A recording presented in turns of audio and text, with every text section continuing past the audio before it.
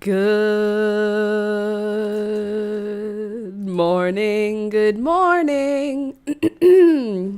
It's the Last Minute Laura Show. Good morning, good morning. Hello. Hi, everybody. Welcome back. A little bit of a bright lip this morning. Good morning, everybody.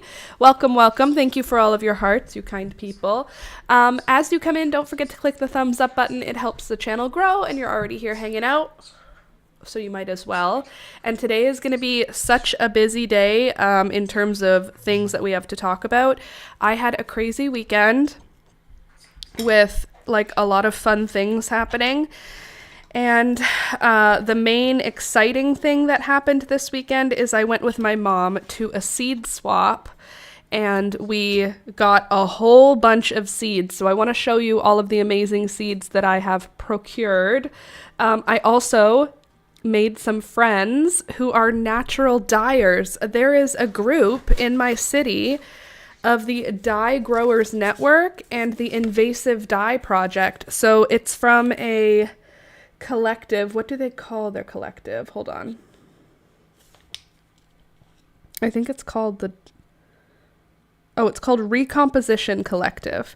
So it's a decentralized network of natural dye grower and dyer folks, and they're looking for people to grow natural dye plants, and they have like tons of resources, and they have tons of like events where they just like get together and make natural dye and lake pigments, and they crochet together. And I've never met anyone in real life who does natural dye as like a group, so I'm very excited to get involved in this. So happy they were at this seed swap. Dye plots established, 2 rural, 7 urban. Seedlings started, 450. Material harvested, 3 kilograms of dye stock. It's cool. Invasive dyes, plant species tested, 6 of them. Food waste dyes, plant species tested, 3. Fungal dyes, fungal species tested, 3. Really cool thing. Recomposition Collective Dye Program. And they have like their year 1 summary sheet. Like it's really cute. But it's like well put together, well thought out. So cool. So I am getting in contact with them. And I'm really looking forward to it. Another cool thing that happened, or that I found at this seed swap, was the Dundurn Castle, which is a castle from, like, is this dark shadow right here? Or is that just shadow from, like, do I have eyeshadow here? Sorry, I'm being bothered by the darkness. It might just be a shadow from lighting. Anyway, there's a public garden. And then there's Dundurn Castle, and they gave out garlic at Dundurn Castle's table, and they gave out Dundurn Castle's garlic from 1700. So they've had this this variety of garlic going since the 1700s, and they were giving out bulbs for you to plant at home. So I gave it to my mom, but I got one, so that was cool. They gave a little pamphlet of all of their garden events. It was really cool. It was like a really cool, really fun thing that my mom and I did. And we did it last year, and this year we went for the second time, and it was like an annual tradition. So now it's an annual tradition. It didn't used to be. It used to just be something we did once. Now we've done it twice, making 2 points make a line is all I'm saying. And we basically now have an annual tradition to go to this seed swap. My mom brought tons of seeds for the swap, and they said, "You win the seed swap, ma'am." And she was like, "What do you mean?" And they were like, "You labeled them perfectly." And that was funny. I got my garden moved over, ended up with a massive migraine. Oh, that's rough. I got a whole bunch of new seeds, and I'm going to show them to you, and it'll make your migraine go away if you still have it. And if you don't still have it, then it'll just make you smile anyway. Because I am now loaded up with seed. I am so ready for the garden season to commence. And look at how thick my seed binder is now. It is now officially stacked. I can't imagine getting any more seeds. I don't think there's any room. I mean, let's not lie to ourselves. I'll probably get some more seeds, but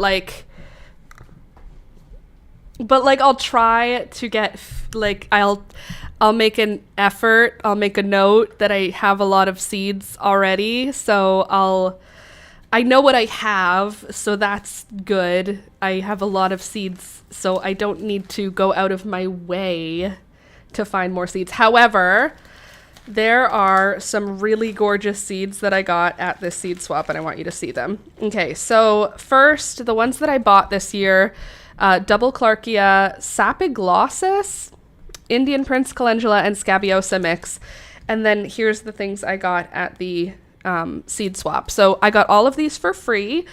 West Coast Seeds and Renee's Garden Seeds were both, they're the same company, but separate companies. Anyway, they had a table and they had free seeds. And you could take seeds, and the lady was the same lady as last year, and there was supposed to be a limit on seeds, but she said to my mom and me, she was like, take as many as you want. I know you're going to grow them. And I was like, ah! So I got some Iceland poppies. I've never grown Iceland poppies before. They just looked so pretty on the seed pack. Large cup-shaped crepe paper-like blooms come in pastel colors, apricot gold, tangerine, and white. Sow seeds of this perennial variety in early spring or in the fall where they're to grow permanently. These poppies grow to 30 centimeters. So I am going to try and grow them. They are a perennial, direct seed outdoors in the early spring. I am going to do the same stuff that I did for my annual poppies. I'm just going to do it with these guys. So beautiful. Hopefully we could get some nice colors rather than only getting like orange. I mean, I'll be happy with orange, but I'd prefer if we could get apricot, white, and gold. I got amaranth. This one is exciting. This is the Hoppy Red dye.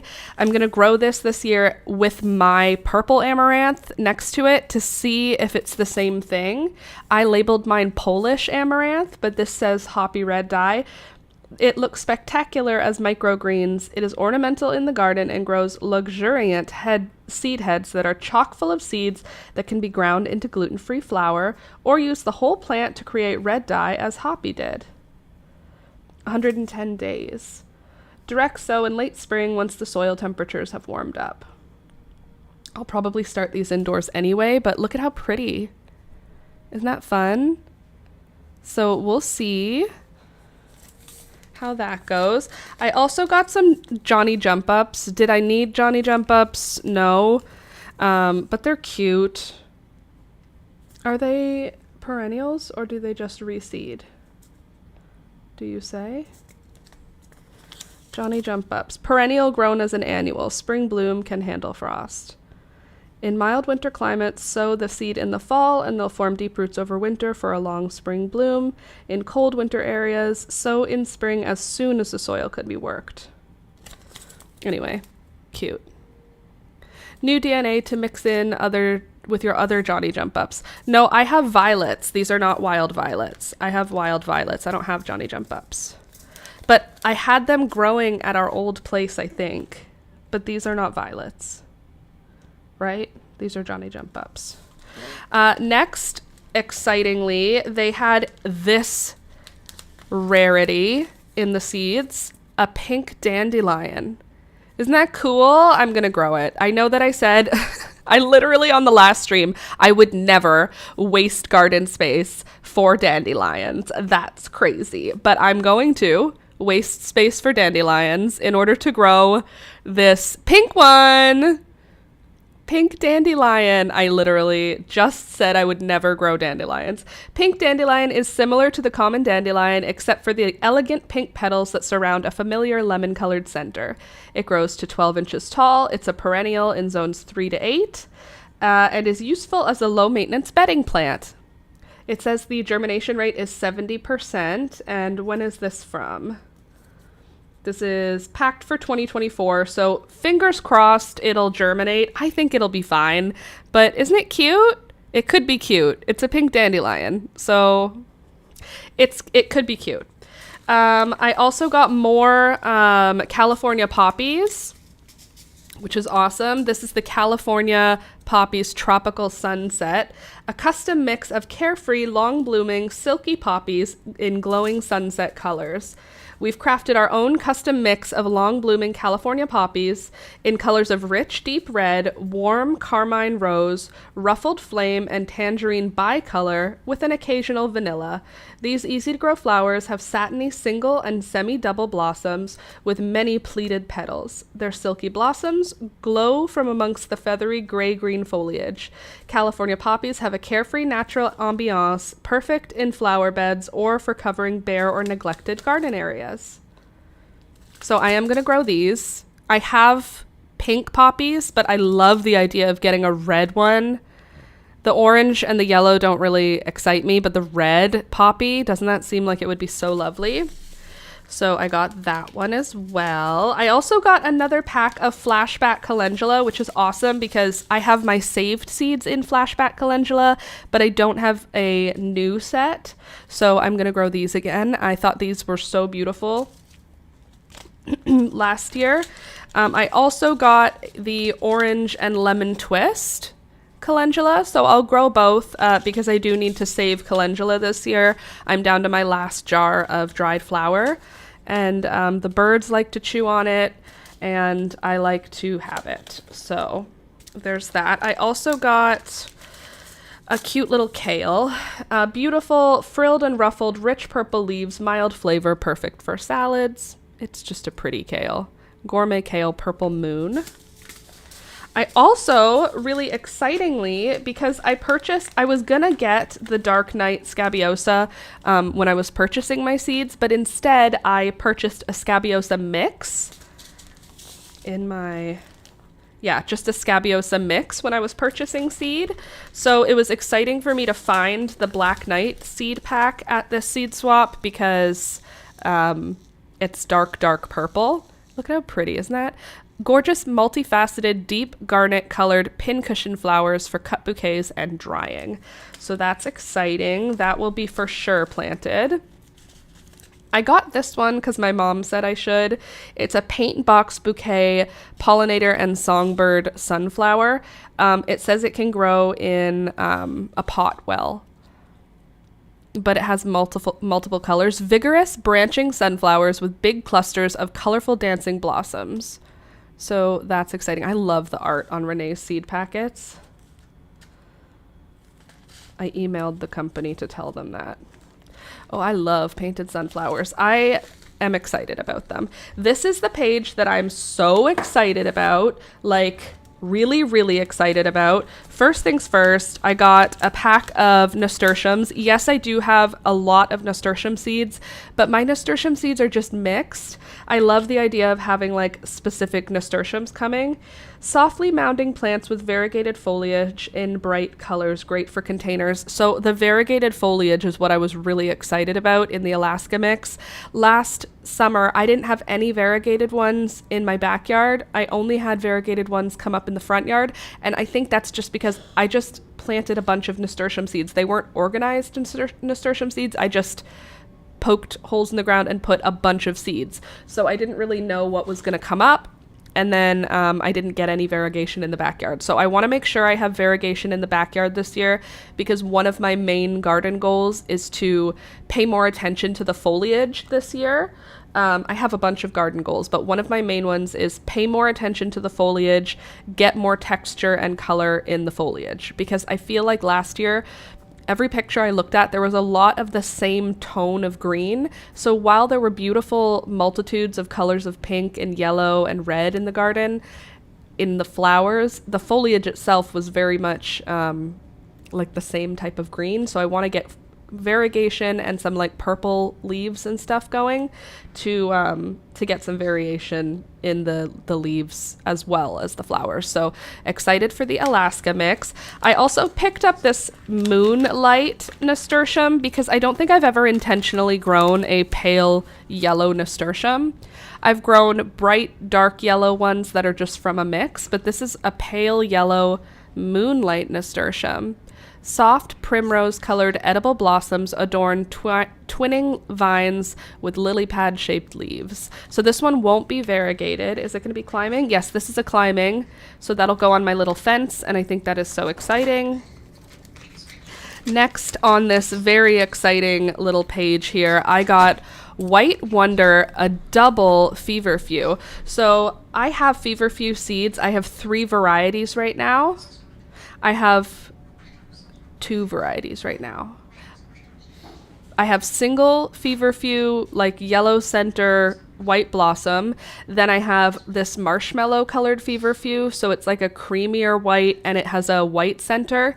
And now to add to the list, I have the double feverfew, which is so pretty.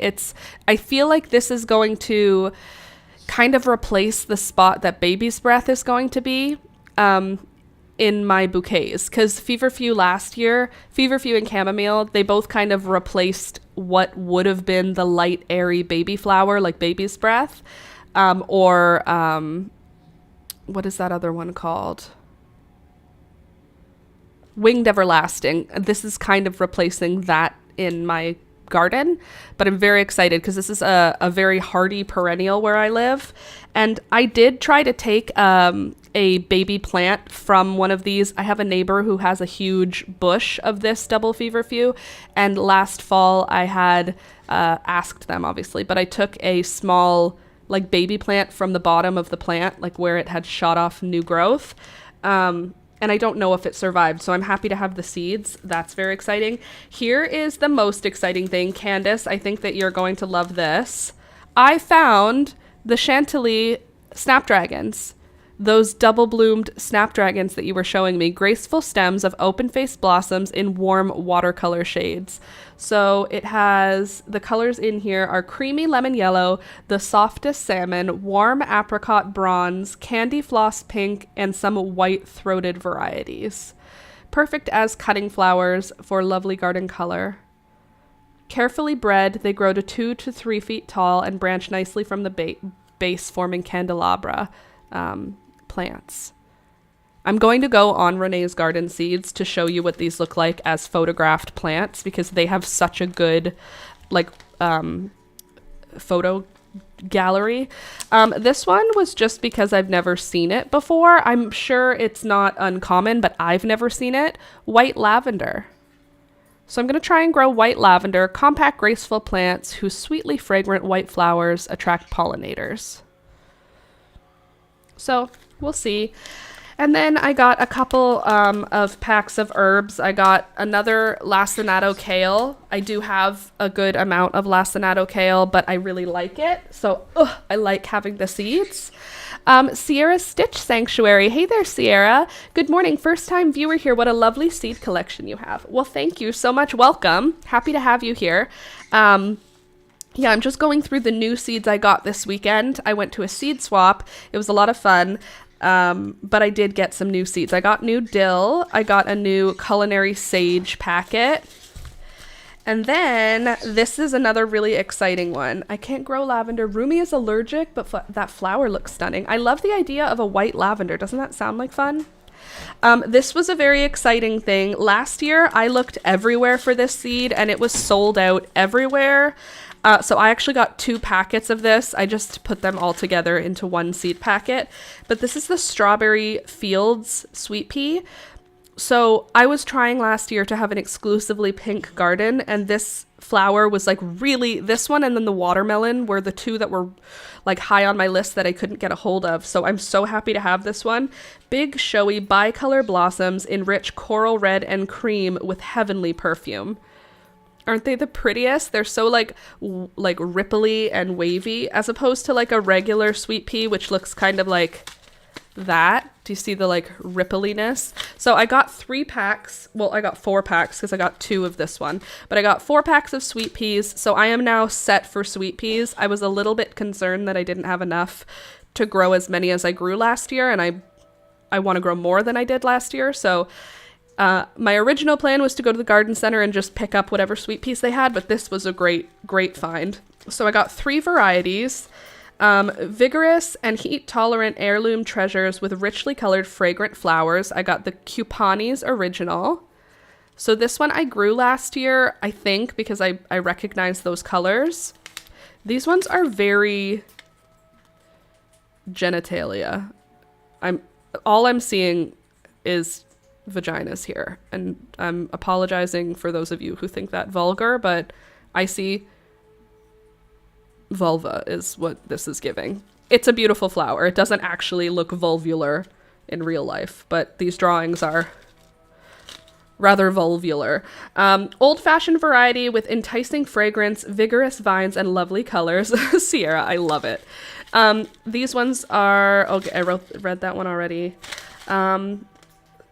Bred by Dr. Keith Hammett, Early Blooming Strawberry Fields offers long stems of lustrous blossoms that remind us of the colors in a bowl of freshly sliced strawberries in a delicious hues of coral red with just a touch of cream in the buds. These exuberant, fresh-faced blossoms contrast beautifully with their green calyxes, leaves to make a sweetly scented medley of form and color. They'll provide armfuls of perfumed bouquets for you to pick at your heart's content. That's a promise right there. So I'm excited about that. I also got some that don't have any pictures on them because these were from people like at the seed swap.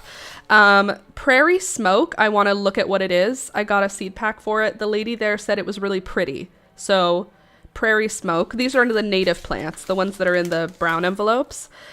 Mission Bells Poppies. We'll see what those look like. I don't know what they look like. And then this one I know what it looks like, but I still got a pack just to be safe. Zinnia State Fair. Someone brought those to exchange. And then I also got a celosia mix, or celosia if you want to be fancy. Celosia mix, I don't know what it is. It just says annual flower. So I feel like that'll be a fun thing to just put in the garden for a surprise. I like to make a very detailed plan of what I'm putting in the garden, and then closer to the time that the garden is being planted, I lose the plan, and then I go, I'll just put this in for a little surprise, and then I end up with like something happy. I found hollyhock seeds, which was really cool. I found purple hollyhock and black hollyhock. So I have a black hollyhock seed pack, which I am going to try and grow. I know they are a biannual, which means I'm not going to get flowers the first year. Purple hollyhock, same thing. I'm not going to get flowers on the first year, but that's okay. I'll still love them. I also got 2 packs of hosta seeds, hosta golden tiara and hosta large green, which is awesome. Whoa, I googled the smoke one. It's so wispy and pretty. Is it? That's awesome. That's what I want.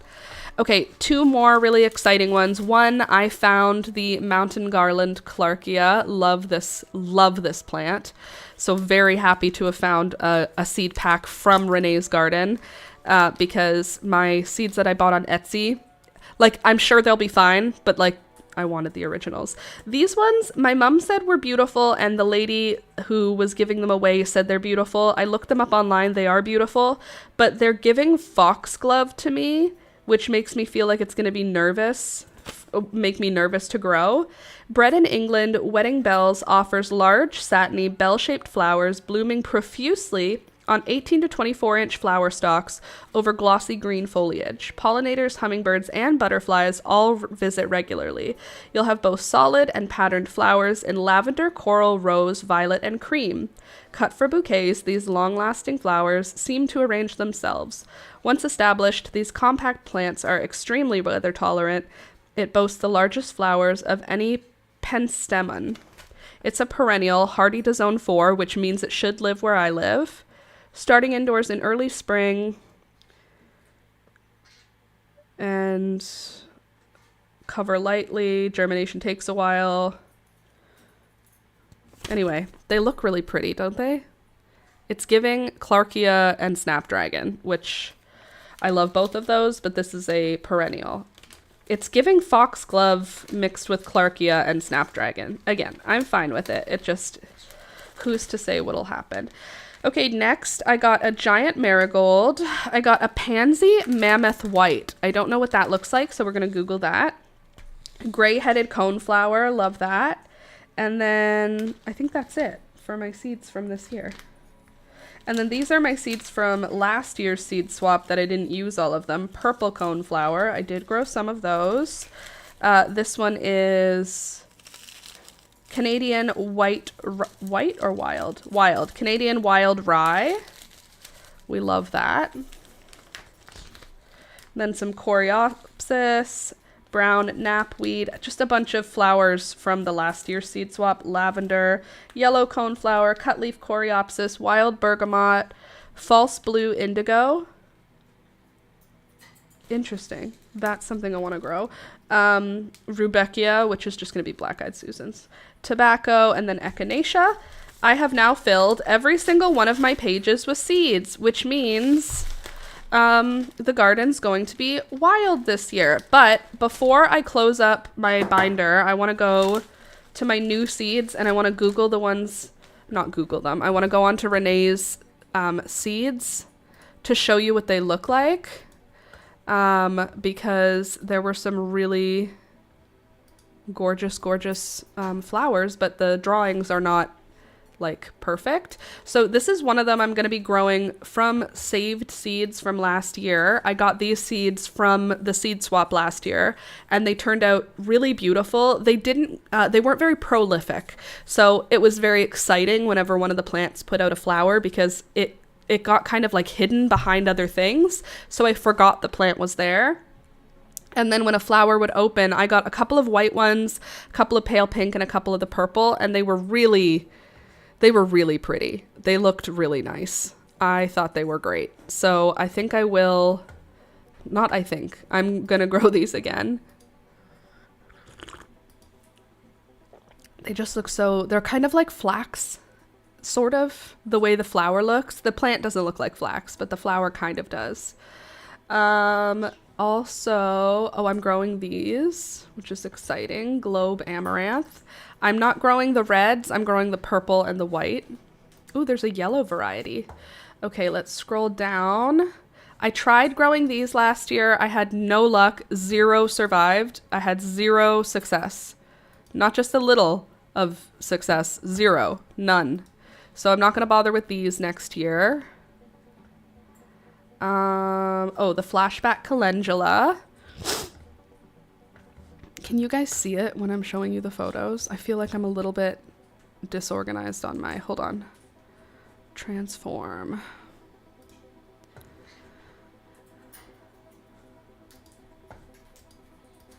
This.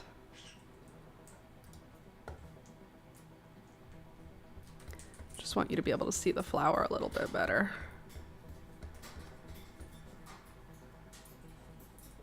Okay. And then there. I just think it looks really nice. And it didn't... This looks like a mix with yellows in it and stuff, but when I grew it last year, it pretty much only had the kind of beige one in the middle there. That's what it looked like, the actual flashback calendula. So that I'm excited about. Ooh, Love Lies Bleeding. I forgot about those flower eyes. I adore those. I have 4 different kinds of Love Lies Bleeding now. I am a Love Lies Bleeding aficionado, I must say. And I know this is your first time joining. If you join our Discord, so if you become a patron for the month of February, and then join our Discord, I'm sending out seeds within the next 2 weeks. It's on my to-do list. So I send out seeds every year to my patrons. And if you would like Love Lies Bleeding, I'm happy to send those to you. All the varieties I have, because I have 4 different varieties now. I'm trying to find them.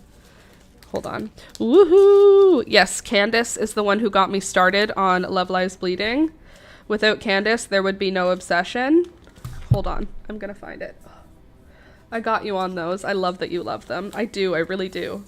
Okay, here we go. I've got Amaranth Coral Fountain, Amaranth Spike Green, Amaranth Velvet Curtains, and Amaranth Love Lies Bleeding. And then I also now have the purple Amaranth Hoppy Dye. So I have 5 Amaranth varieties, and all 5 are... I have 6. I also have a variety from a community garden I got seeds from. I have 6 Amaranth varieties. Who am I? An Amaranth distributor? I will be. That's so cool. What a sweet and unique idea. Agreed. Someone came up with it a couple years ago, and we've been doing it. I think this is our 4th year of sending seeds out to the patrons. This one is the other calendula I got. This is like entry-level calendula. This is, if you're growing calendula for the first time, this is what you're expecting, I feel like. You're a seed dealer. Is this legal? Literally. Hey, Melanie, good morning. Nice to see ya. I also have one with yellow leaves. Ooh. Those, and when you said foxgloves, my ears perked. My old neighbor when I was a kid was a foxglove goddess. I swear she had immigrated from England and she had the most gorgeous gardens. I believe that 100%.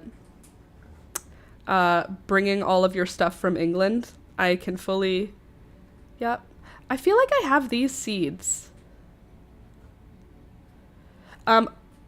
Sorry, I got distracted there. I'm growing this, Clarkia Mountain Garland. This was surprisingly one of my favorites last year. I was really surprised with how much I loved it because I looked at these pictures and I was like, it's pretty. But in these pictures on the stems, they're leaving all the leaves. What I did when I would harvest them is I would decide where the stem ended and pull all the leaves under it off. And it created such beautiful bouquets. It was really, like, it was stunning. They're so pretty. They made so many flowers. Look at how pretty the flowers are too.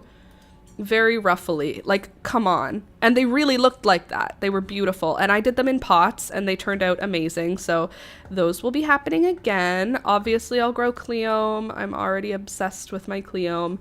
Then I got... Hold on. I'm just looking for the ones I actually picked up at the seed swap so I can show you them. Then we get into all of their bulbs, which I'm not interested in. Bulbs. You know what? I didn't take this seed pack, and I wish I had now, because this is what the picture of the drawing of the dahlias looks like, and I'm like, to me, it's just giving, like, echinacea, but that's not what they look like. I didn't look on the website at what they look like. Look how pretty these are. This picture is not giving what this picture is to me. Like, look at how pretty these are. I should have got these. Look how pretty they would look in my garden. These are not orange. I mean, they're orange, but they're not orange the way that the... Okay, that kind of looks the same colors, but it's not. It's not like the same colors as what's on the package. I feel like I wish that I had thought about it more. I also still have these, but last year I had 0 success. But they look like they're so pretty. Look at how pretty they look. In the garden? Come on, they're so cute. I had 0 success though, so I don't think I'm gonna bother with them. I agree, they look massively different than the illustration. Agreed. It's more coral. Agreed.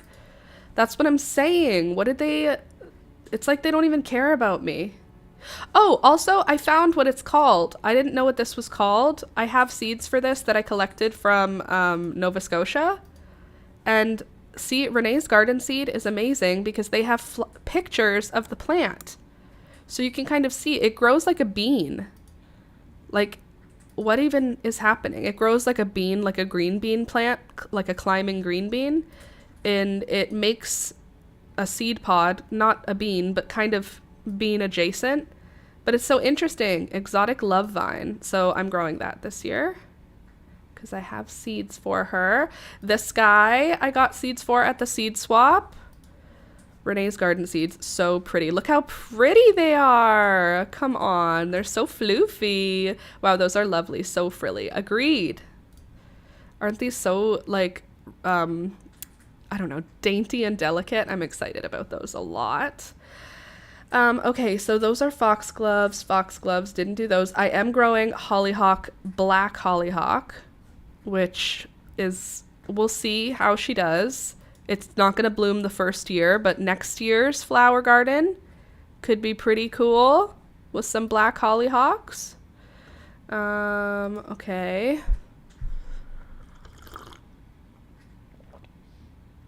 Larkspur, not growing larkspur. Not growing those. There's just a few. Heirloom Alaska mix. I got this packet, and the Variegated leaves are just what I'm so excited for. I would love if we could get that coral pink. Most likely they'll be orange nasturtiums. Like overall, a mix of nasturtium is going to have mostly orange, varieties of orange. I just look forward to when we get those little pink surprises. I would love to have pretty flowers on my balcony, but unfortunately my apartment complex is inside of a wooded area. The bees, man, so many bees. At least I want to be able to sit outside. That's nice that your apartment complex is in a wooded area, though. That's kind of lovely. Because then you get to enjoy the wild weather or the wildness without having to actually live in the wildness. Words are hard, okay? This is the nasturtium moonlight I got seeds for. I showed you that packet already. It climbs, which I love. And it's got a pretty flower. Like, it's pretty. It's a pale yellow, but it's nice. It'll be beautiful in bouquets. The deer and wildlife are my favorites. It's so relaxing. I bet. It's pretty. I just run from the bees. That's very fair. Bees, they're great and important, but they also are annoying. This is one that I would love to get. Vanilla berry, because it's white-ish, creamish, but it has like some little bit of decoration. We love that. Okay, I got... Sorry, I'm trying to find the... Oh, I'm growing Love in a Mist next year. Hopefully, if it grows. I always am confused by it, though, because I don't like looking at it. It looks like I don't like it, but I'm not going to give up on it just because it feels like I don't like it. Okay, this one, Wedding Bells. So this is the thing that I said looks like foxglove to me. Don't you think? It's giving foxglove, Wedding Bells. It's like somewhere between foxglove and snapdragon to me. It's pretty, though, so I'm going to try. We'll see how she does. I'm just gonna hope, and then if it doesn't work, I'll survive, because I will have enough garden to survive. Are those larger than foxgloves? I don't think so. I think they're smaller. Also, I got Shirley poppies from someone, from trade. So let's see if I can get these Shirley poppies. Are these perennials or are these annuals?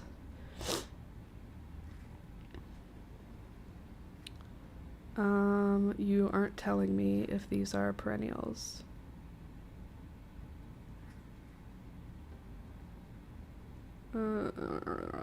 Nope, it doesn't say.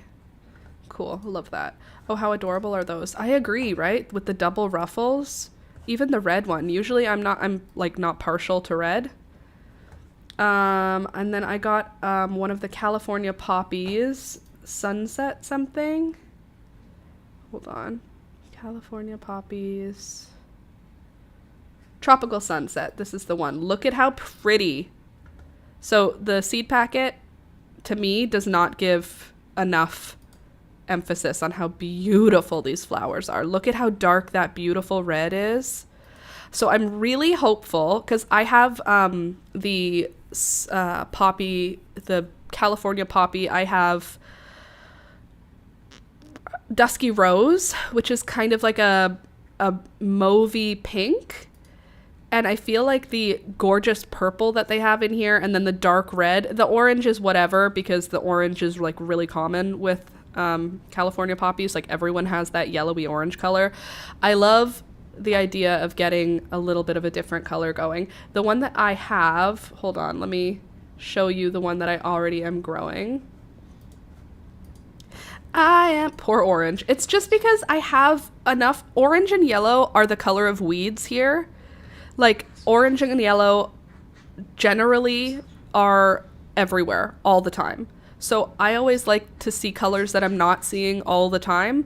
When I go, because I forage a lot, so I go into like the woods. I go to my mom and dad's house. They have fields, and like yellow and white and orange are just, that's the color of the wild here for flowers. So being able to get pinks and purples and reds is just, it's a little more exciting. So this is the color I already have right now. And so I will be growing these ones next year. They are gorgeous, literally gorgeous. You wake up in the morning and they have not opened yet. Like you can see in this picture, the little pointy pieces, they look like that first thing in the morning. And then by afternoon, they've popped open and they're just so pretty. They seem to perfectly match your hair on screen. Maybe that's why I'm obsessed with them. I really love those ones.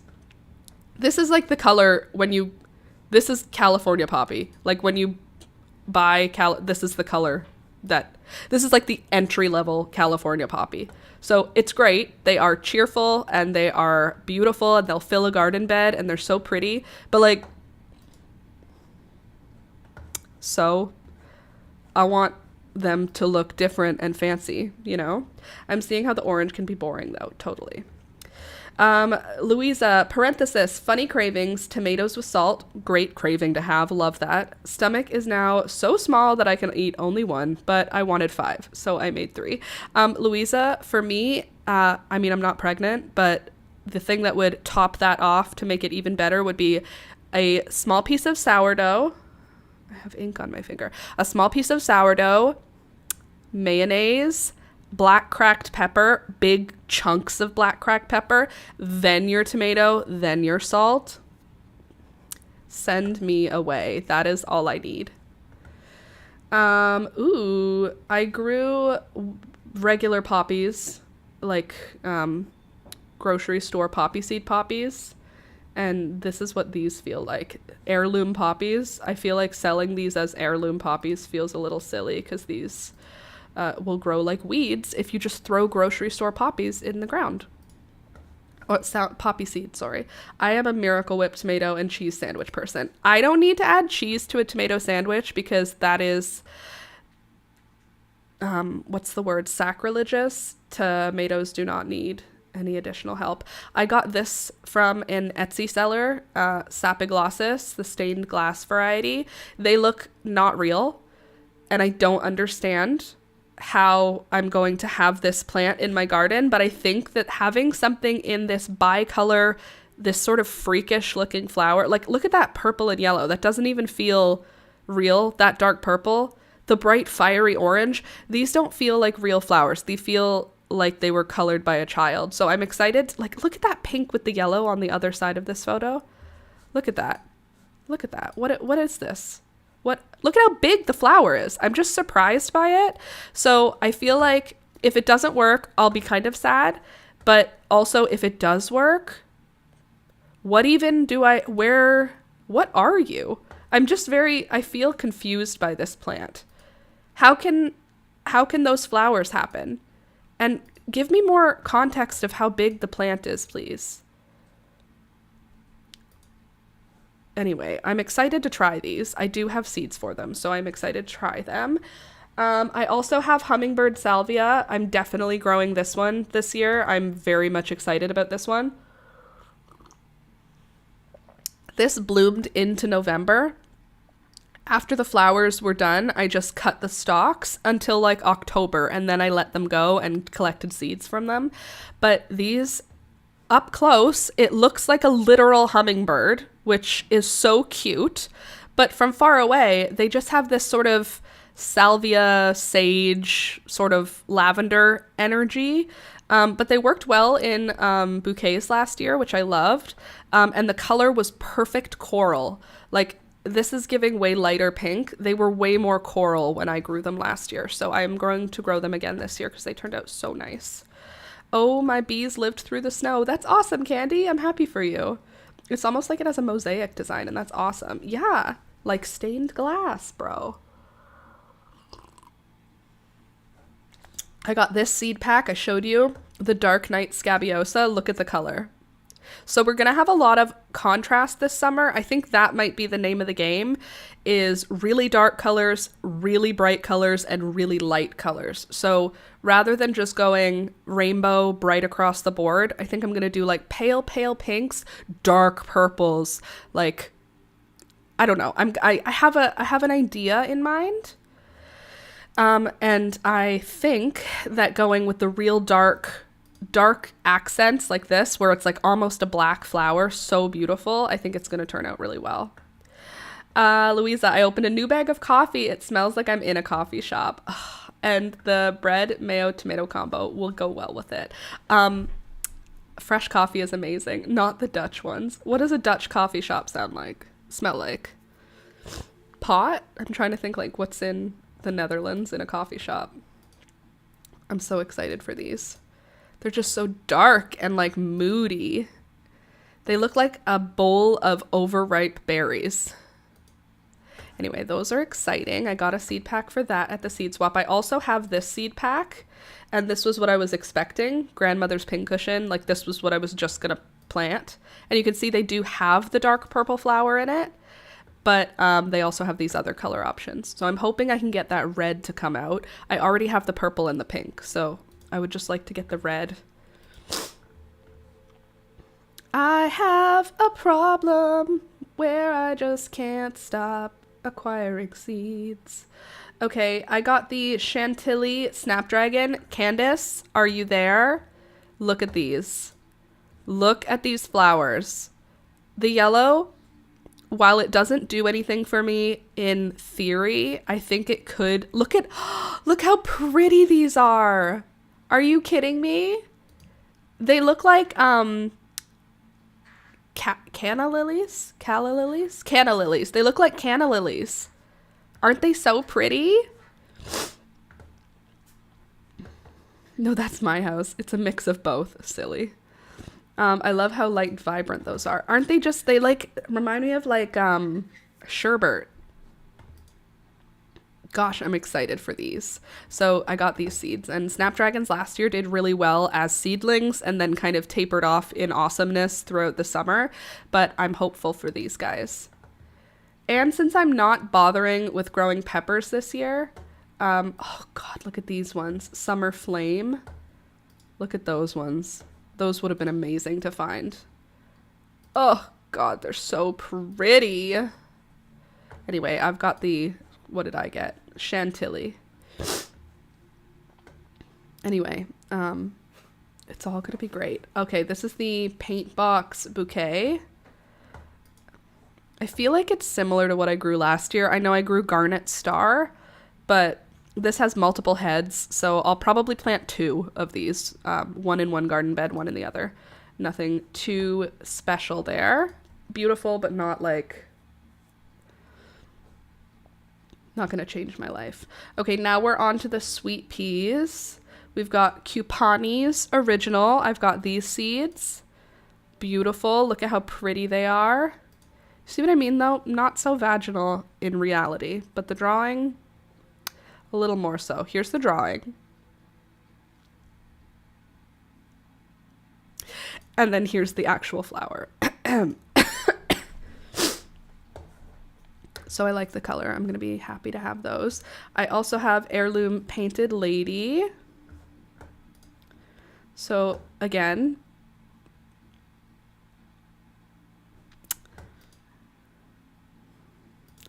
really pretty. Just a pretty flower. Pretty pink. We love a pretty pink flower. I've also got Perfume Delight from Saved Seeds, and I've got... I forget what else I have. Spencer Ruffled I have from Saved Seeds. I have, I believe, Zinfandel, and this is the Strawberry Fields. Are you kidding me? So look at the drawing. Beautiful. Looks pale. Look at the reality. Are you high? Look at these flowers. I am going to spontaneously combust. They are perfect. These flowers are perfect. I wonder if my neighbors are going to plant sunflowers. I would like to see the parrots eating the seeds through the window again. That's lovely. I'm going to be growing 2 sunflowers. Where are my birds? Where are you guys? Hello? Beelzebub, why are you hiding? Hi, baby. Come here. I didn't see you over there. Come here. Come here, baby. Oh, they're both walking towards me. So cute. Come here. Hi. Come here, Beelzebub. Come on. Sorry, now we have to take a break from the seeds. Come here. Yeah, come on. How about you, Gary? You gonna come? No, you guys just gonna look at me? Come here.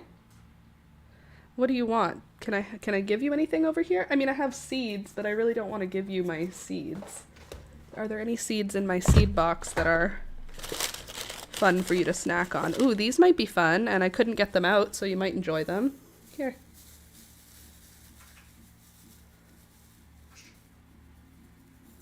Seeds. Want some seeds?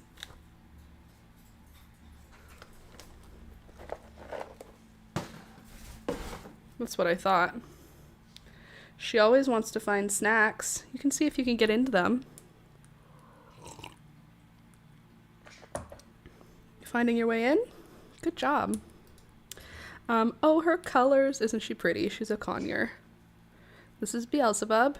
Gary is sitting on the cage, being standoffish because he is a standoffish boy. Let me just get you under here so I can show them what you look like.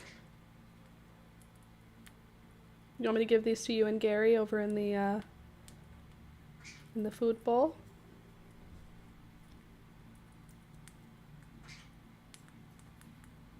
I'm glad you're finding the seeds in there because I was having a hard time finding.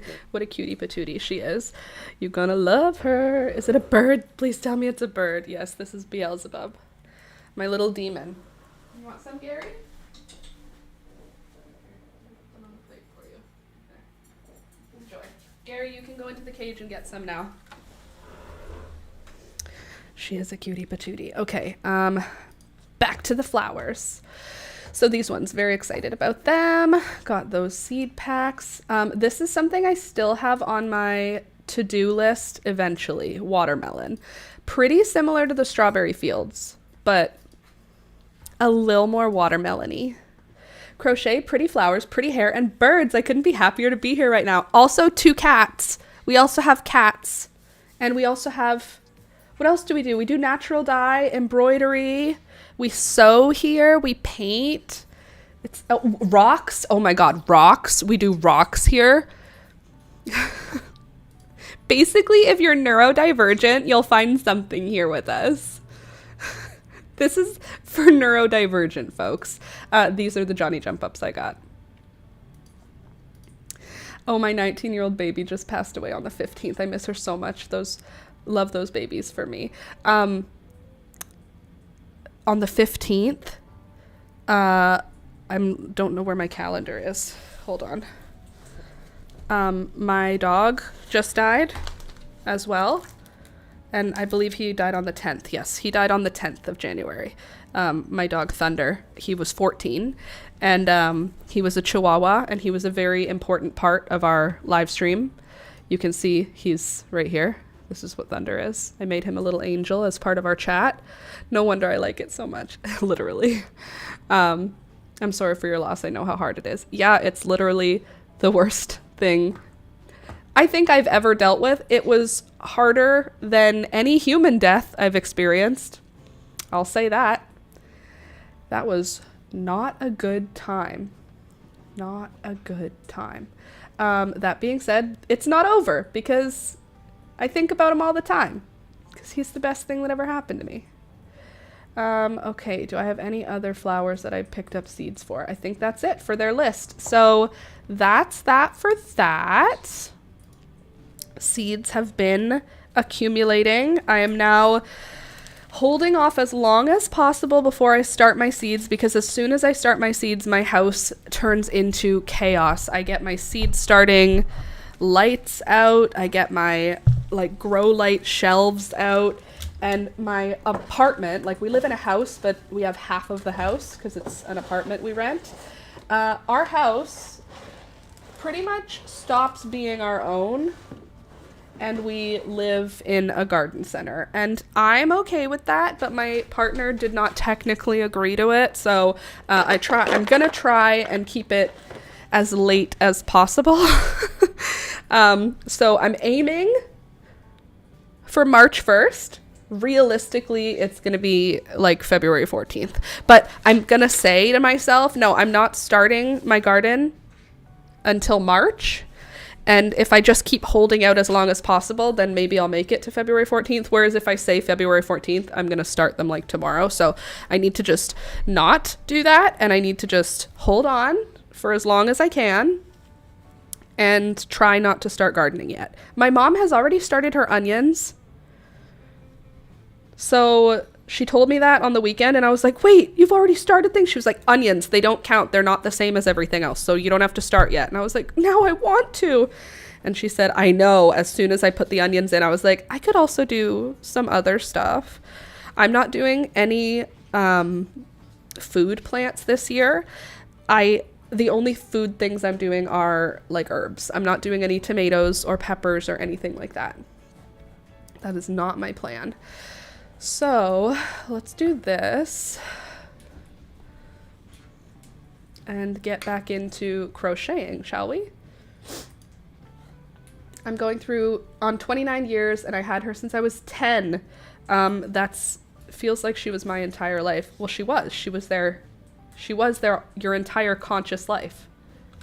Like, that's heartbreaking. Thunder, we had him for 10 years. Peanut pic posted in plants. Ooh. Sorry, I missed your comment, Candy. I have peanuts I grew. That's awesome. My mom grows peanuts. She grows them for the joy of showing children how to harvest peanuts. She grows enough to save seed each year so that she can grow them the following year. Like, she has these they're hydroponic tanks, but she emptied them she didn't empty them. My dad bought them from a hydroponic farm, and instead of making them into hydroponic tanks, he drilled holes at the bottom of the tank. So it's kind of like the size of a bathtub for like math, but like imagine a bathtub if it was like a cube, like squared off on the corners. So he drilled holes on the bottom. They're like thick plastic and filled them with dirt. So they're about the size of a bathtub or a raised bed, I guess. And she grows peanuts in them. She has 2 of them and she just grows peanuts in them. And I think there's also fenugreek in one of them just because it ended up there. But that and peanuts, and she does it for the joy of showing children how to harvest them. So that's amazing. Oh, lovely. There's your homegrown peanuts. Look she's sprouting. It's alive. Wow, look at these organized. Opposite leaf, spot flower. Look at your organization. So organized. Mimosa pudica, saved almonds. Ooh. You're so organized. What prettiness. We love organized seeds here. Look at this. The damaged tree I'm trying to save. She looks a little sad, I'm not gonna lie. Apparently you can cut them off and they'll start growing. Like right now you have roots on that avocado. Apparently if you cut off all the growth, the internet says it'll shoot new growth out, and it might shoot 2 new growths out instead of just 1. Something to think about. We got healthy avocado trees. I had a bit of a heartbreaking thing happen this weekend where my raven, my black rubber plant, just started dying, and then I felt the stem and it was rotten all the way to the soil. So from the soil up about halfway up the stem, it's kind of like a tree. Was like squishy and rotten, so I had to cut it because the whole root system had rotted. I don't know how, because I don't overwater it, but I cut off all the leaves except for one, and then let it sit on the counter for overnight. Like, I did this yesterday, and then this morning I popped it in water, so hopefully I can get the cutting to root, and then we can repot it and start over. But so frustrating. I'm losing one of my succulents, so I popped off 3 leaves. We'll see if they root. I need to get more rocky soil for them, unfortunately. I mean, for the rooting that you don't. The rooting part, they don't need rocky soil. Aw, poor tree, right? Thank you. You are welcome. Louisa, oh no. No, I mean for the succulent itself. Oh yes, rocky soil, totally. Or sand. By the way, Alex's voice is still gone. Not great. She's fine if I never water her, it seems. I have a cactus like that. I honestly just remembered that it existed because you said that. This is her. My mom gave her to me. 4 years ago as like a little, I almost touched her. She's so freaking annoying. Every time I come near her, I end up hurting myself. So I'm going to be so careful. I'm not going to touch her. We're not going to get hurt. So I'm not a good cactus owner, as you can see. When my mom gave her, see, that rock falls out, I touch it, and then somehow I get stabbed. I hate this plant, but I can't get rid of it because my mom gave it to me. So somehow it's a representation of her love for me. So I have to keep it alive. Mental health. Anyway, it was this tall when she gave it to me, or maybe it was right up to where the yellow is. So all this growth has happened in 4 years. Are you high? It grows very slowly, which is good because I don't like touching it or dealing with it. I transplanted it last summer. I got fucked, excuse my language, by the plant, obviously, which you can see all the spots where the stabbies grabbed me. So I put new soil in, new rocks, and fertilized soil, and now she lives by the windowsill. She doesn't go outside ever. She has okay light. Like, she's not her best. You can see 1 year where I just didn't care about her. She got skinny, but now she's doing better. So we just try not to talk to her. And whenever I realize it's been a very long time since I've watered her, I water her, but like otherwise I really don't do very much to take care of her. It's not abuse. I do my best. My mom would die laughing at that one. It's a representation of her love. Every time you get too close, it pricks you. I mean, the fact that she gave it to me makes it a representation of her love. The way it behaves is not her fault. The plant has its own aura, and her aura is bitchy, let me tell you.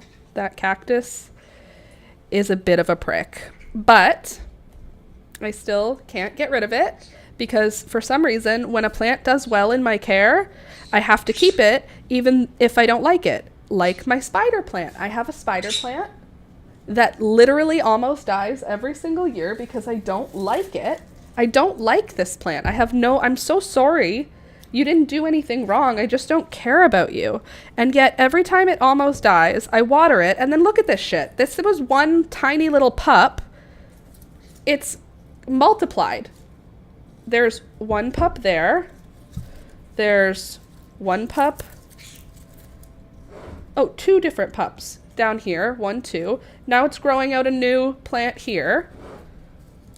This is the original right here. This I've had now for 3 years, 4 years, 5 years. I got it as a cutting that I don't know why I took because I don't even like them.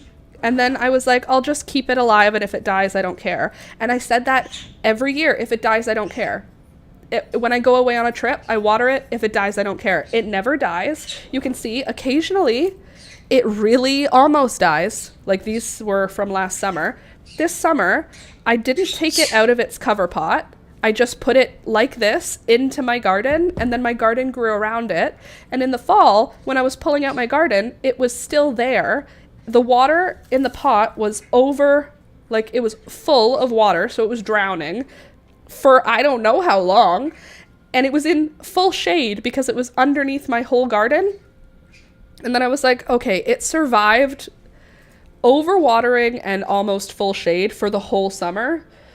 It gets to live another year. So now it's just sitting in the back of my stuff, just living her life. So I don't give up on her, but you can see how small it is. It's because it almost dies every single year, and then it jumps back. So it never fully dies, but you can see it like a spider plant. You've seen spider plants. They're like a big, healthy, robust looking plant. Mine looks healthy, but it's very small because it constantly almost dies.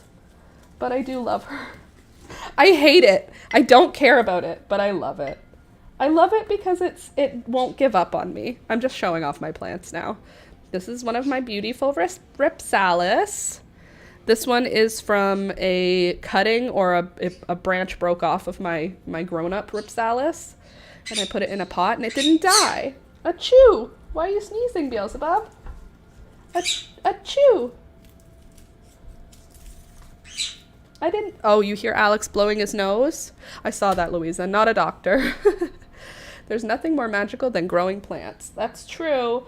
Last week, one of my oxalis was so dry that I felt like an abuser, but I watered it thoroughly, and then morning glory sprouted. So I don't know when a morning glory seed got into this, but a morning glory has now sprouted from my oxalis plant. So has oxalis, though. So we have new baby leaves coming out of this poor abused plant, but also a random morning glory. And I'm just gonna let it, it won't live forever because it's an outdoor.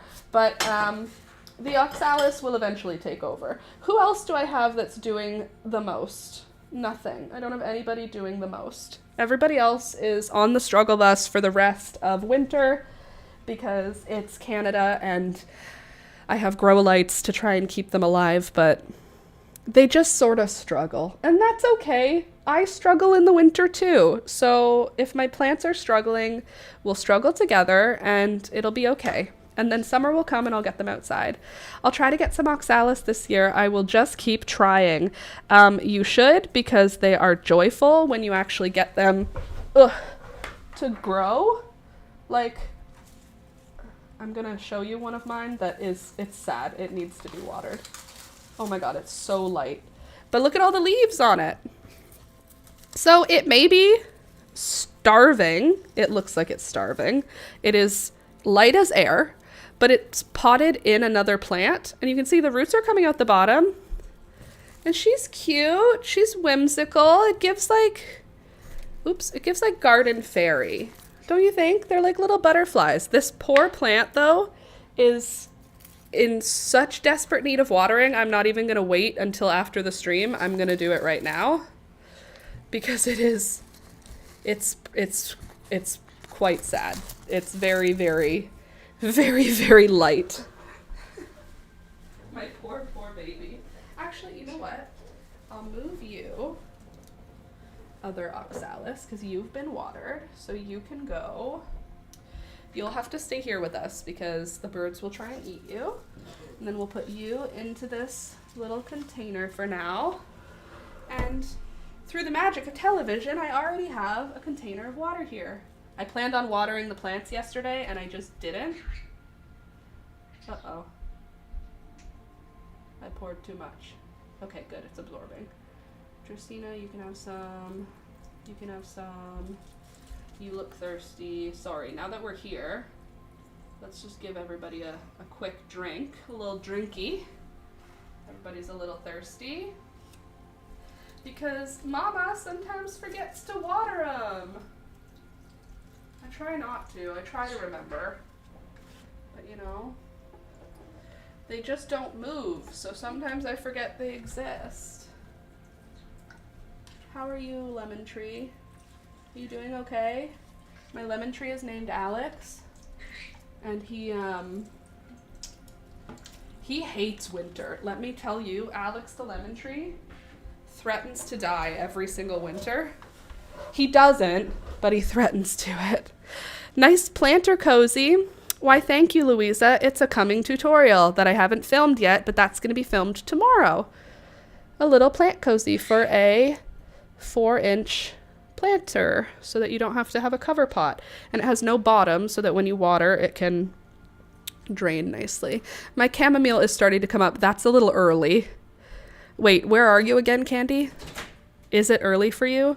Chamomile cannot start coming up here. It is fully covered in snow. We are blanketed. Hi, Alex. Nice guy. Baton Rouge. What's your grow time cycle months? Do you have winter there in Baton Rouge? It sounds like there is no winter there because it sounds like the South. Where is Baton Rouge? I am so sorry. I am an uncultured swine. Is that Louisiana? Baton Rouge. See, when I search Baton Rouge, it searches the restaurant. Where is it?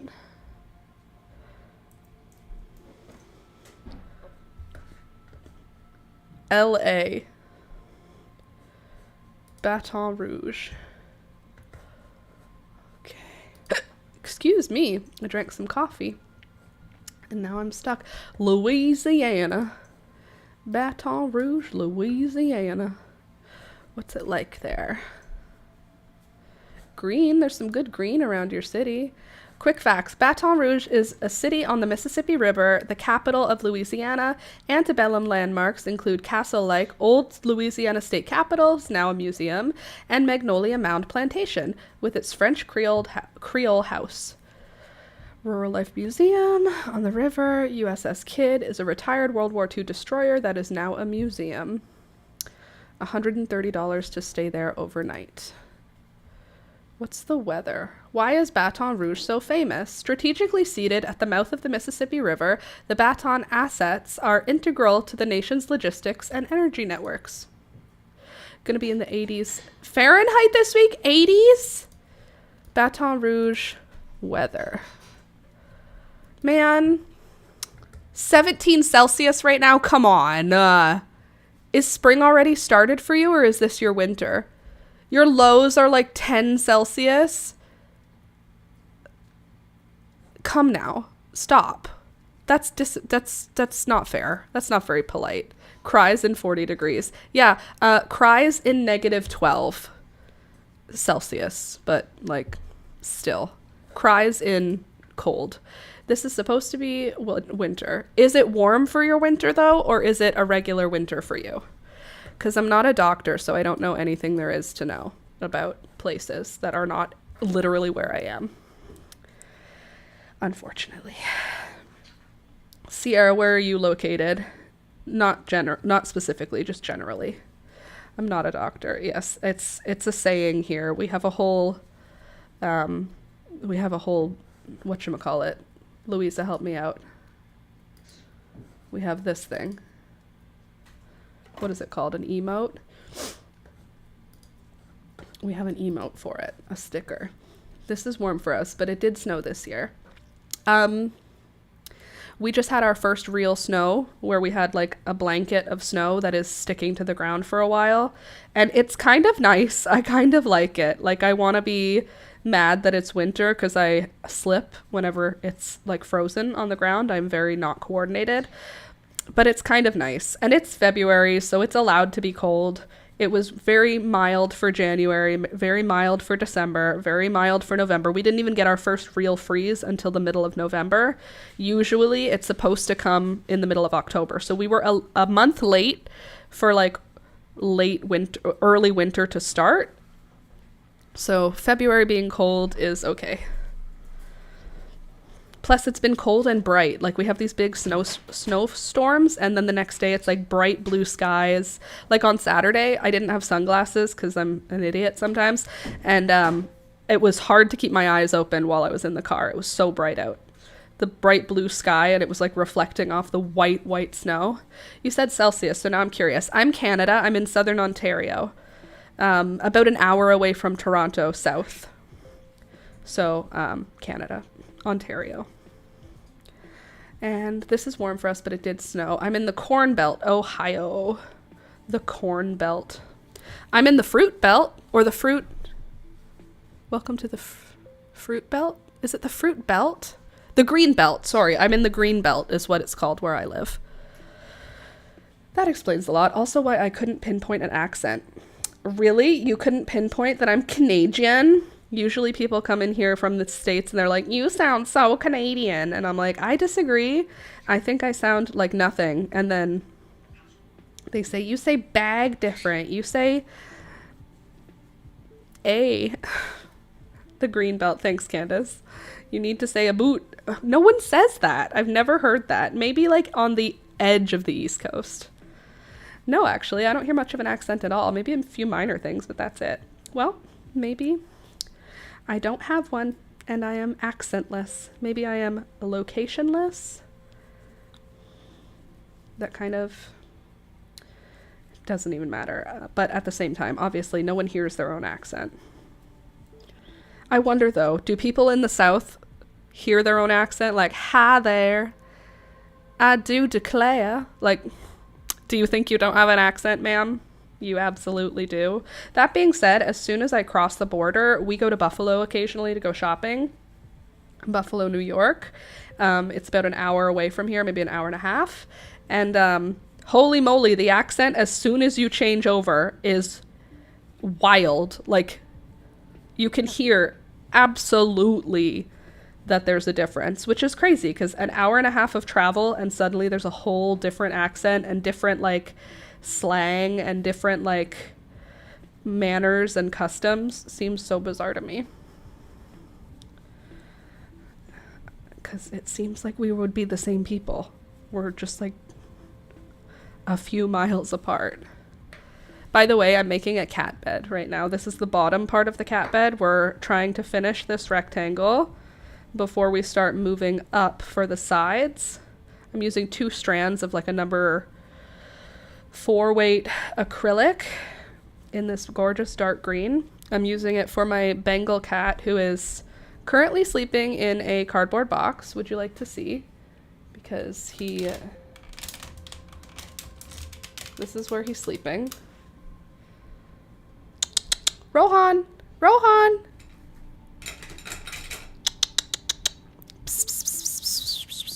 Nope. He says no thank you. I don't have anything to say to you, woman. That's fine.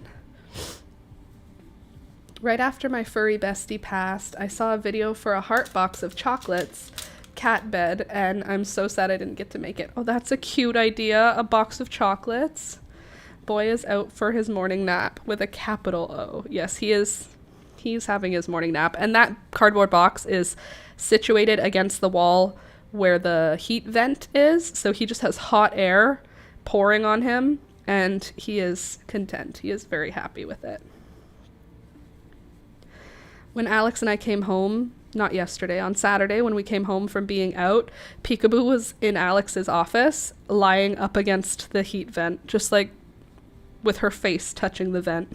She just was very cozy. His room is warm. It's right now 75 in my room. So in Alex's room, it's probably 74 or 73.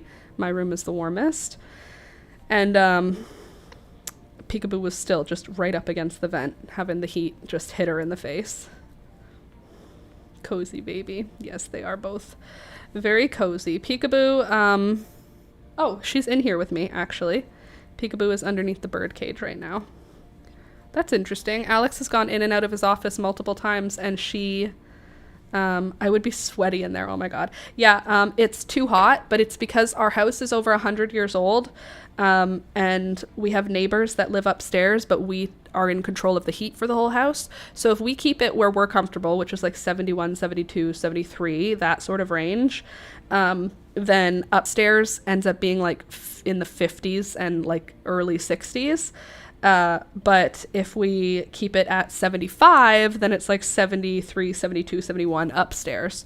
So we have to keep our apartment a little bit warmer in order to keep their apartment like livable, which is fine. It's like, it's not ideal, but it's fine. Mindfully Crocheted. Good morning, Laura. Hello, Sarah. Oh my gosh. Where do you guys know each other from? Hi. Welcome back. I love seeing my beautiful friends around the YouTube streets. These YouTube streets. Mara. Is it Mara or Mara? I don't want to pronounce you wrong. Mara and I have been friends for a few years now. Oh, that's lovely. Well, welcome. I'm glad to have you join us then. Because Mara's here once in a while. I'd say pretty often you're here, right, Mara? I just call you mindfully. Haven't been calling you Mara. Sorry. Hey, by the way, as you guys come in, don't forget to click the thumbs up button. It helps the channel, and you're already here, and this is a fun place to be, so you should like the video. And we're headed towards 100,000 subscribers right now. Where are we at? Let's see. Today, the count has us at 92,871 subscribers today. So let's hope we can get... yes, but you're pronouncing my name correctly. Okay, good. Perfect. Thank you. Yeah, we're getting closer to 100,000. And once we hit 100,000, I'm going to feel like a legitimate person with a legitimate job. Until then, I'm just someone who hangs out in their living room, crocheting and talking to people on the internet. Once I hit 100,000 though, I can be like, I'm a streamer. I'm a YouTuber. I'm so close. That's so fun. I love that people make friends on the internet and then they can find each other in other communities. We love that for you. I just want this to be a giant blanket now for myself. Oh, by the way, I got halfway through. Twitch users would laugh at that. Why? Why would they laugh at it? Me being like I'm a real live YouTuber or a streamer? I want to be a streamer. Should I be on Twitch? That's the question. Alex keeps saying that I should be on Twitch, but I stream Monday, Wednesday, Friday from 9 a.m. until 12 p.m. and I put out new crochet tutorials every single Tuesday. So 4 days a week I'm on YouTube. Should I be on Twitch? Because rarely anyone sees that many subs and they all consider themselves streamers. Oh, really? Are you saying I'm famous? No. But 2 people at the seed swap asked for my YouTube channel and my Instagram. So that's cool. I mean, I did tell them I had a YouTube channel, but a little bit cringe. But still, I got 2 new subs from the seed swap. That's awesome. You are so close to 100K. I think you should stream wherever is comfortable for you. Twitch can be a handful, but it can also turn out to be your favorite place. It really depends on you and what you like. Well, I love the community that we have in this YouTube live stream. It's generally fairly small, but we get a few 100 people watching after the stream ends. And my YouTube videos tend to have more viewership, but my live streams, we get a lot of like community building, and then people join the Discord, and then we have like sharing between people, and that like it's a nice community. Even though you can see like right now there's 9 of us in here, that's like a manageable amount of people. Like when there's 10 people, we can all chat and everybody can be heard. When we've had it before where like 30 people will show up and suddenly it seems like a little bit less personal. So while I would love more viewership on my channel in general, I don't know that the streams need to be that.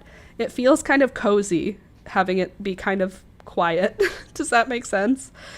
That being said, I would love more subscribers, viewership, watch time. Like obviously I would like to make money off of doing YouTube, but the channel doesn't seem to be grown from the live streams. That seems to be more like a for me thing, even though it probably should be part of the job. We are the best on YouTube. I think so, Candace. I agree. And you can multi-stream on YouTube and Twitch. Yeah, but my computer, I don't know if my computer could handle such things. While I agree that would be a good idea to just have 2 things going at once, I would have to have 2 things open, 2 chats open. My computer, she can handle what we're doing right here. We have 2 cameras and she can handle it, but I don't know how much more she can take. And I really don't want to have to buy a new computer. Because this computer has done me well for a number of years. Alex said this computer has done me well for 7 years, and I think that's crazy because it feels like it's 2 or 3 years old. 7 years is now becoming an old piece of technology, which is crazy. It feels like it's not old. I mean, it's an Apple computer, so it doesn't look old because they don't age in appearance, but like, she is old. Calmer streams are definitely relaxing. Sometimes chat runs so fast nobody can keep up. You're definitely outdated on that PC. Yeah, well, it's working. We're here. Can you believe 7 years old? My PC is going on 4 and I can already see the upgrades calling to me. Yeah, my partner is a software engineer, so he keeps things running and he keeps things running smoothly. Like this microphone, I would never have found this microphone. I would have just used the microphone that came on the camera. Honestly, I would have never got an external camera. I would have just used the webcam on the computer. I'm like, going out of my way to do things is not how I go with tech. But since he's a software engineer, he like, no, you should have an external mic. You should have an external camera. You should have a second shot. You should have music playing in the background. Okay. I just want to crochet and talk to people on the internet. Can I just do that? That's me. I hear you with that. Oh, so maybe it's old, but it runs fine then. Well, it runs fine, but there isn't much on it, to be honest. 10 out of 10 to him. Smart guy. Yes, he is a smart guy. He's a very smart guy. He is my autistic king. His social skills may be a little rough around the edges. He may look like a complete weirdo, but he is the sweetest man. He is the sweetest man, and he is the most gentle giant. He's like, I don't know, 275 pounds and 6 feet tall. He has a full, wide, big beard and bleach blonde hair, like bleached white, that's bigger, longer than mine. He wears only my handmade clothing, and he only wears sunglasses because his autism, he has a really sensitivity to light, so he's always wearing dark sunglasses. So when we go out in public, he looks like a big weirdo. And I also have pink hair, so people turn and look because of that. But literally when we walk around, people he doesn't notice. He doesn't notice at all. The only thing he ever notices about people in public is their shoes. And otherwise, he doesn't even see other people. It sounds like he looks like your bodyguard. He does look like my bodyguard. But he is so sweet and so gentle and so silly and funny. But because he doesn't talk to a lot of people, when he's in public, he's quite quiet. And then people are like, oh, he's so shy. I'm like, he literally isn't. He just doesn't have anything to say to you, so he's not gonna. Whereas I, on the other hand, fill the silence. I will end up telling my deepest, darkest secrets to a stranger if the silence drags out too long. I'm the person in a what's it called? Not an inquiry. When the police interrogate. I'm the person in the interrogation that accidentally gives up everything because the cop just stays quiet. That's just how I'm gonna go. So me live streaming, consider this. I am currently alone in my living room, and I'll talk for 3 hours into a microphone. I mean, I'm talking to you guys, reading the text you write, but I'm just in a silent room talking. Him, on the other hand, he won't say any words for his entire workday, and then he'll talk to me, and we'll have a chat, and then I'll tell him all kinds of things, and we'll go to my parents' house for Thanksgiving or Christmas or just for dinner, and I will truly hear him say 10 words tops. And then afterwards he'll be like, that was fun. And I'll be like, did you talk to anyone? No? My family now knows he's not shy. But when they met him, originally they were like, he's so shy and quiet. And I had to be like, he literally isn't. He talks a lot. He's really funny. He's really inappropriate with his humor. He says things that you should never say in public. Right now, his favorite thing is that he pretends to be right-wing. Unfortunately, his family doesn't know it's a joke. His mom is from Belarus. His sister is they don't get that he's joking. So he'll just on the phone be like, that DEI. And then they'll be like, Alex, that's not you.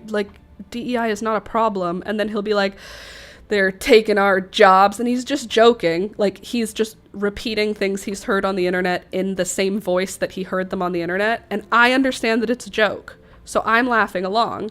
But his sister will be like, Alex, are you crazy? And then he'll be like, what? No. But he doesn't tell them it's a joke. He doesn't have any intonation in his voice that he's joking. But I know he's joking. I love his sense of humor. I love his sense of humor, but sometimes when we're in public, we'll be shopping and I'll be like, oh, too bad. This pot that I found at the thrift store doesn't have the lid with it. And he'll be like, probably because of DEI. Or he'll just go, thanks, Obama. He'll just say things that the right-wing, harsh right-wing in the States would say about real things. He'll say that about things that are not real, but he'll say them at full volume. And then I'm like, people don't know in public what you're talking about. They just hear the keywords you're using, and you're dog whistling to people you don't want dog whistling to. You don't need to dog whistle to these people. Or he'll be like, RFK's a brilliant man. And I'll look at him in public and I'll be like, what are you talking about? And he'll be like, I just think he's probably right about the vaccines. I mean, I had all my vaccines and look at me. And he has autism. And I was like, and I'll be, we're in public, he's in full volume, and I'll be like, shut up, like, stop saying that, like, that's not real, and I'll have to be like, that is a disproven study, because I'm not talking to Alex, I'm talking to anyone who might overhear him and agree with what he's saying, because he doesn't think that. He's like a full feminist, he believes in medicine and science, and he's like left-leaning, but his current, like, joke, his current overarching joke is right-wing grifter. But like, other people don't know that, sir, please just put the fries in the bag. What are you doing? So he's very funny and he's very smart. He has 2 degrees. He's a software engineer for the government. He's very clearly autistic. I don't know another way to put it. He's not, I mean, I think it's pretty clear.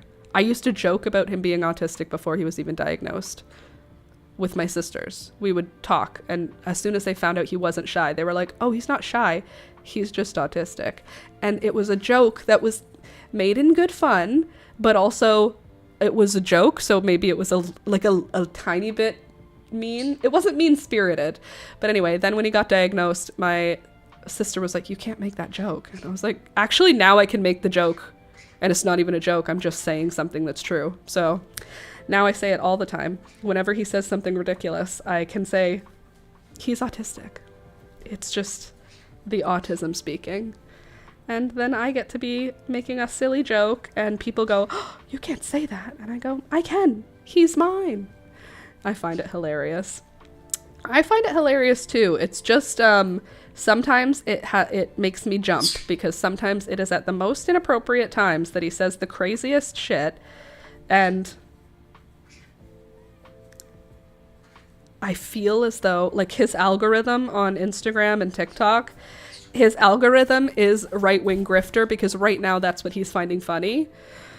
And then he's like, he'll say like, did you see the Andrew Tate interview? And then I'm like, sir, why did you see the Andrew Tate interview? And he's like, did you see Joe Rogan interviewing? Did you see, what's the doctor? Jordan Peterson interviewing?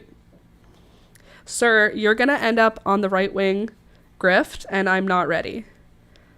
Luckily, he is pretty strong in his algorithm doesn't realize it's a joke. Literally, his algorithm doesn't realize it's a joke. Yep. And that's okay, because he is joking, and as long as I know he's joking, it's fine. But it's also like, sir, women's rights, right? Hey, sir, do you believe in abortions? Yes? Okay, cool. Just double checking. Hey, do you think women have the right to vote? Okay, cool. Just checking. You know, just got to touch base every once in a while. Make sure we're not accidentally creating a right-wing rabbit hole. Luckily, again, since it's a joke, it's okay. Just checking. Hey, how far down that rabbit hole did you go? And did any of the ideas sit well with you? What do you actually think about RFK? Just checking. Just want to know. What do you think about the things he says? Has Donald Trump done anything good? Tell me about it. Just checking. Can you stop, sir? Beelzebub. Or ma'am, not sir. Get off of that. You're not allowed on those. You've never been allowed on that. Dang bird. Anyway, that's that for that. There's a little Alex tidbit for you guys. I am almost done with this rectangle. I think probably just a couple more rows. Alex lore, yeah. You can have a little bit of Alex lore. But he's very cute and very smart. And I tell him, when I tell him he's cuddly, I'm like, you're so sweet and soft and cuddly. He's like, no, I'm not. I'm hard. I'm a hard man. And then I go like, oh, that's what he said. And then we laugh because we're 12 years old. I feel like we've been together so long at this point that it's just, we're BFFs, but also with benefits, but BFFs. He's a cool guy. I hope for all of you that you find yourself an Alex. Because he's the best. And everyone thinks he's the best. Once they get to know him, they're like, that dude is funny. And I'm like, I know. Once he decides you're like his friend, he's also always going to be your friend, which is so cute. He's very loyal as a friend. This is going to be a cute cat bed also. Beelzebub, that is my embroidery floss. Where did you even find that? She found one of my little embroidery floss packet spool things. He's funny when he pops in here. I agree. Yeah, you know you're doing something wrong. She says, hey. Hey. Yeah, hey. That's how she knows she's doing something wrong when she did that. She just wanted to make sure you didn't lose it. No, she's chewing up the paper on it. Hey. She'll start saying, hey, when she's doing something bad, because that's what I say. When I catch her doing something bad, I say, hey. Hey. No, don't say baby. Hey.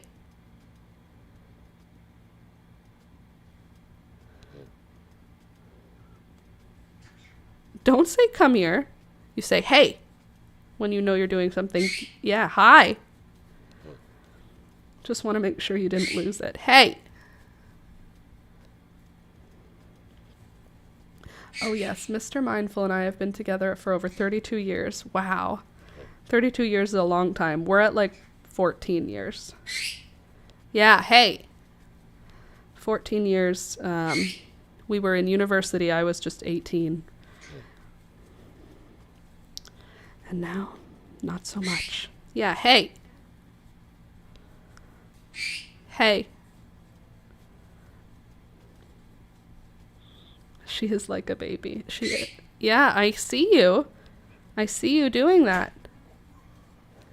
Yeah, you're not supposed to have that. Can you tell her she's not supposed to have that? What? Joy? Can you give it to me? She gets all puffy like she's gonna bite him. Look at that angry face. Little devil.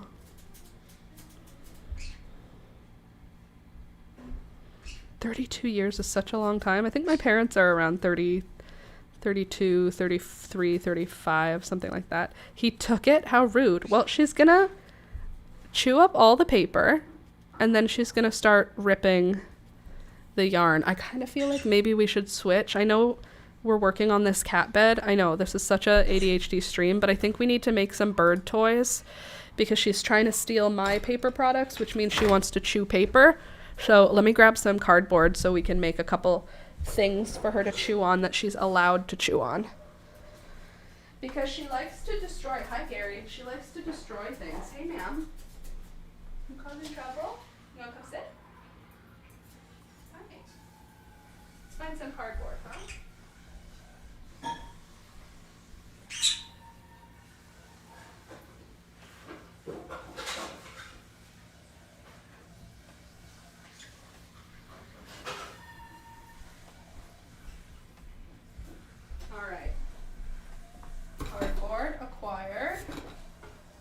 Now I need a couple of good pair of scissors. It's gonna be fine. Deborah, good morning. That's a fun reveal of Alex. I find hubby funny too. We celebrated our 48th wedding anniversary yesterday. We're both so happy to have each other. Oh, that's awesome. I love that you still love each other too. 48 years is a long time to be with one person. And to still like them after that much time, amazing. Burb life, I love it, so cute. It can be cute. It can also be wildly annoying because of how rude they are, but it's okay.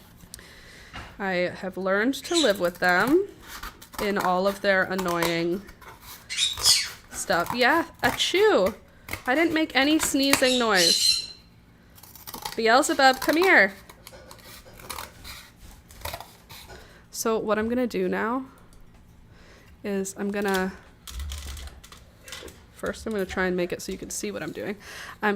See peeps, there's true love out there that can last forever. It's true. He says he hopes for 48 more. Oh, true love. I'm going to cut these into strips. And then I'm going to cut the strips into squares, roughly the same size.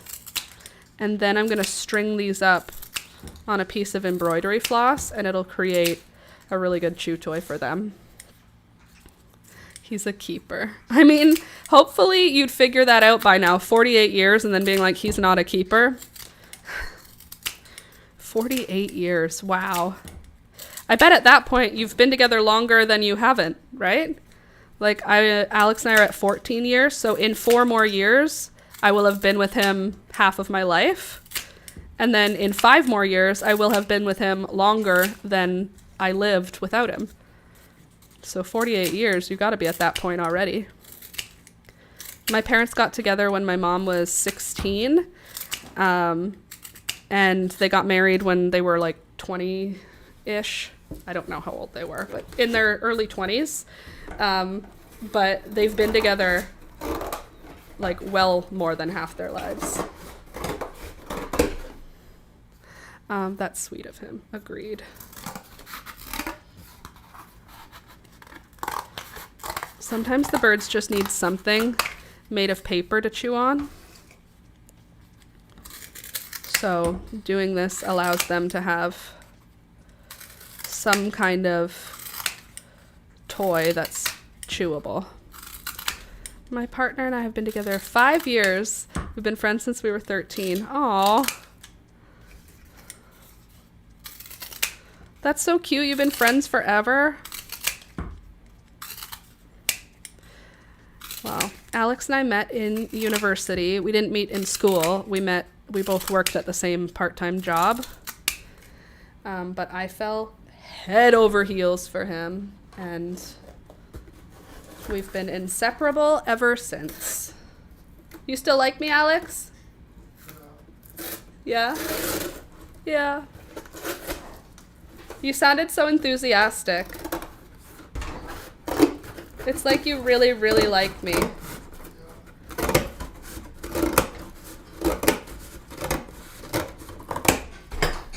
Okay.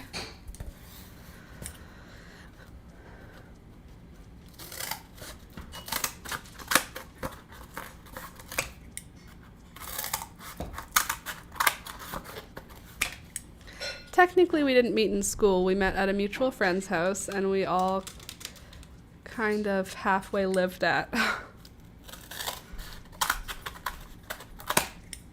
13, though? You're just babies when you found each other. That's cool, because you'll have common memories, but like they're different because you weren't together at 13, right? You started getting together in your 20s. But at that 13 time, you might not have even seen each other as like the opposite sex or the same sex, whatever, a sexual interest because you're 13. So you might have literally just seen each other as friends. And then when you revisit it as adults and you're like, oh, I'm interested in you. And then you go back and look at those memories. Like when I wasn't even interested in you, I thought you were pretty cool, you know? I don't know. It's cute. I've been single since 2015, living with the same person since 2010 without it being a dating thing. Wait. That person? The same person that you're now dating? None of us has very good home lives, so we all stayed at that friend's house almost all the time. And no, we spent a lot of times on our friend's porch listening to scary stories. Oh yes, I met him at 16 and married him at 17, 8 days before my 18th birthday. Wow, that's a long time ago. And also, you were just a baby when you guys got married. Back in the olden days, people don't do that so much anymore. Married at 17 and still together, that's got to be like a record. Because when you're a kid, how do you even know who you're going to like forever? You know what I mean? Like me at 16, the person I was with in high school would not be the person I'm with now. How do you even... I guess you grow up together. But still... in August, it's going to be 10 years since I met my hubby. We met and basically started our long-distance relationship. I was too shy to speak English. Now I think in English. See? Things just happen when they're supposed to happen. Oh, you were too shy to speak in English, and now you think in English. It's cute. True love. Sorry, I hit the mic there.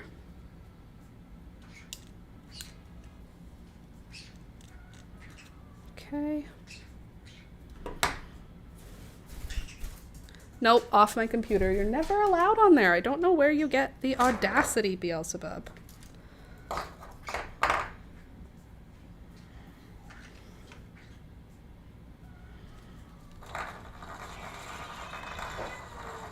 What are you meowing? Oh, Rohan and Peekaboo are interacting. Love that for them. Why did I get the least sharp scissors for this project? Could you not?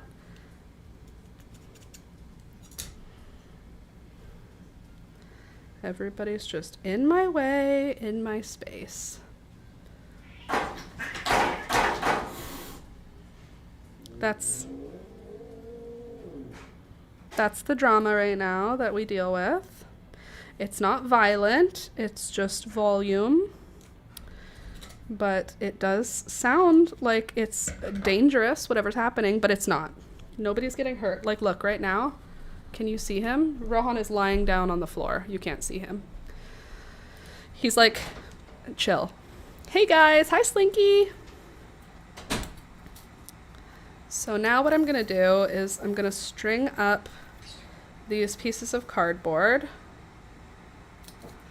in order to create something that the birds can chew on, because they are demonic entities that wish only for destruction. And you can't train that away from them. You gotta just, hey Rohan, you gotta just be fine with it. And give them options so that they don't cause trouble. Because they will cause trouble. Birds are troublemakers. If you're thinking, I should get a bird. They look like fun. They aren't. I mean, I like them, but like they aren't. They are trouble. Growing together is key, allowing space for each other. Totally. So I'm just gonna stab through all of the cardboard piece by piece, and it will give them something to chew on, because it'll line up and become this like big chunk of cardboard. See, like this. And then they can just rip at it when they want, because they are demons. And they always need something to rip on. Louisa. Sounds so sweet.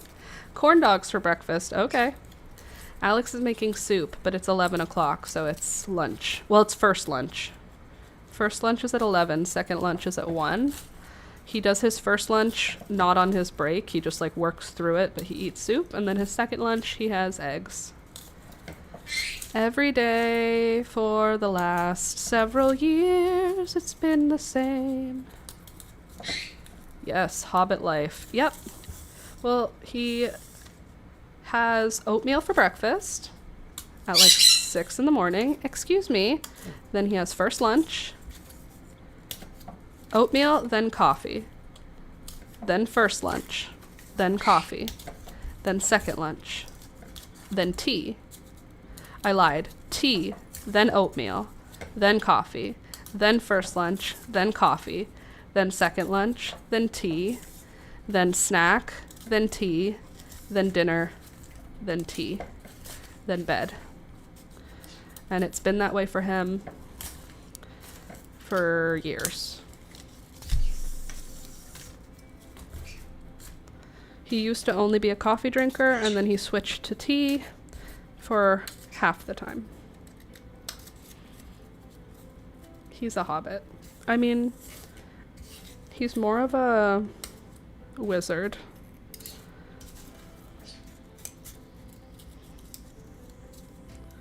But like if I went away and left him home, I always am like, he'll starve. No, he won't. He'll eat the same 3 things until I return. Like the only reason he eats food that is not the exact same thing every day is because I cook. If I didn't cook for him, he would eat the exact same thing.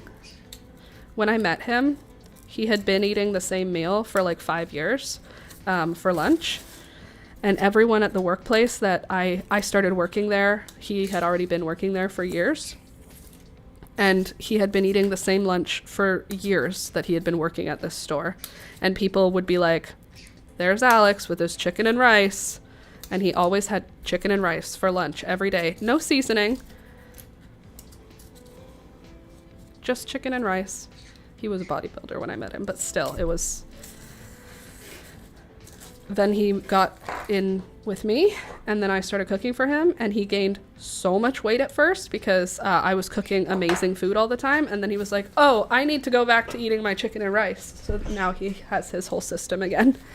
But when we moved in together, I fed that man. I think my hubby was a manifestation I made. Oh, I can't imagine myself with anyone else in the universe, and he had to go to Colombia to meet me all the way from India. Yeah, that's rare and lovely.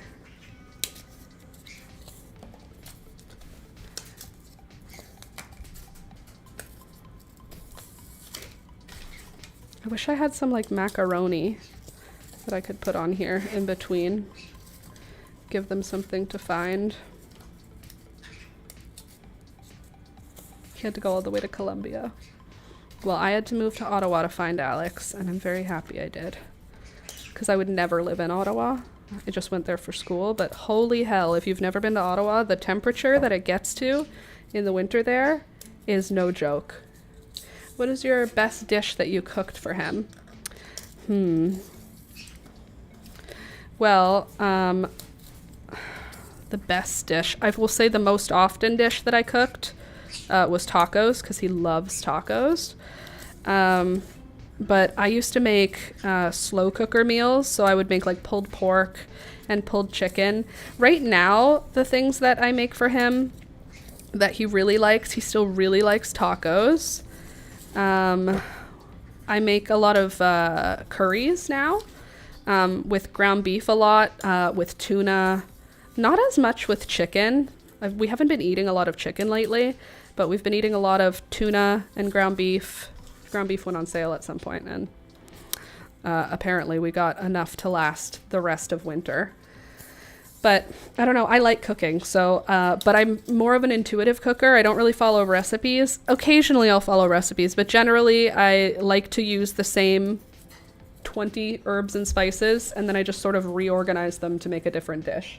So a vegetable, a protein, and a carb, and I mix and match whatever. So like the carbs that I use are lentils. It's the carb. Lentils, chickpeas, rice, potatoes, pasta, and quinoa, and there's another grain, couscous. Those are the grain things. And then the meats are chicken, beef, pork, or tuna. And then specialty meat whenever I decide, like if I want to do fish or if I want to do something else. But those are the main ones. And then vegetables. Right now we're pretty heavy on broccoli, green beans, and corn, and just sort of swapping between those. And then onions always. I use onions, and I always use garlic. But I just sort of move around those items and mix and match with the different things, so it feels like there's lots of variety, but I'm using all the same sort of stuff. Okay, see, I literally put a box on my table, and he's like, oh, perfect. It's not even balanced, Rohan. It's like angled. Like if you lie down, it's gonna slide. Let me move it this way. Look, this is why we're making a cat bed, because I put a box down, and he's like, oh, perfect.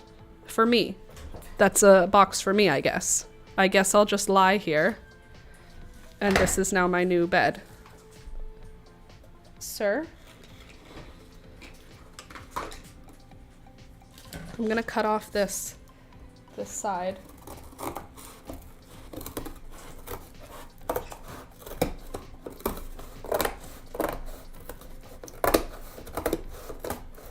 Peekaboo's still in here. She could have gone to Alex's office easily, but she chose to stay. Let me just tilt you this way so everyone can see how cute you are. There. Love is in the air. That is so Rohan. It literally is. He is... This is who he is. What? What do you mean achoo? Nobody sneezed. Who are you saying a chew to? What? This is why we're making a cat bed, because of this. You'll have to put a piece of cardboard in the bed when you're done, literally, just so that he knows. Won't be the same as sitting in the box. I know. He's like, okay, I'll just... Did you find a good spot? Is that a nice box? It's a good size, huh? We love a good sized box. St. Valentine's month, it's true. Good morning, everybody, and Rohan. Yes, good morning, Rohan. Good morning, everyone else. But mostly Rohan. I'm just cutting more cardboard for the bird toy I'm making. Because these dang birds are on some craziness where they keep trying to eat all of my paper stuff. And they just need more paper toys. I know that. So I'm just going to make them some. And then they will stop bothering me. No, they won't. But they might stop trying to eat my paper products. Rohan is so funny. I tried giving Sweet Pea a box, but she prefers a bag. Rohan prefers a box, and I can make him... Oh, Peekaboo doesn't know where Rohan is, so she's thinking of jumping up here. No, stay here and she'll jump up. Just stay here quietly and she'll jump up. Hi, Peekaboo. Do you hear her? Come here.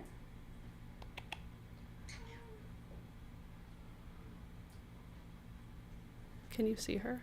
You can't see her. Hi, Pika. Hi, baby. Come here.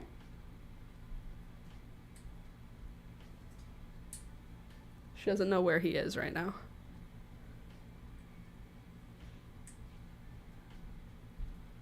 Come here.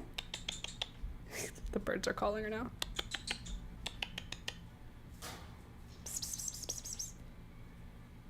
She's thinking about jumping on the table, which is where all hell will break loose, but I want to see what happens. Hi.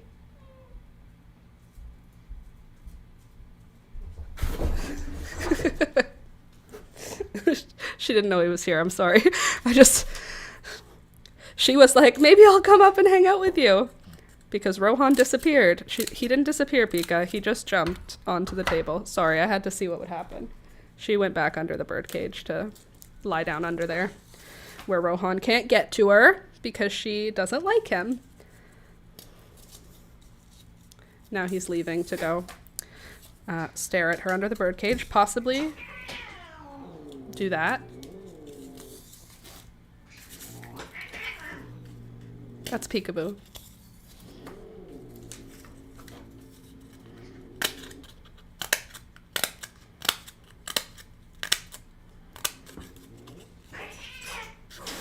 There's no violence, it's just loud. Nobody's getting hurt, no blood is being drawn. He's just excited to make friends with her, and she doesn't want to. Because she doesn't like him. And he doesn't understand why, because he likes her a lot. Michelle tormenting the cats. I'm not. I'm nice. I didn't do anything. They did it to themselves. I had nothing to do with the torment.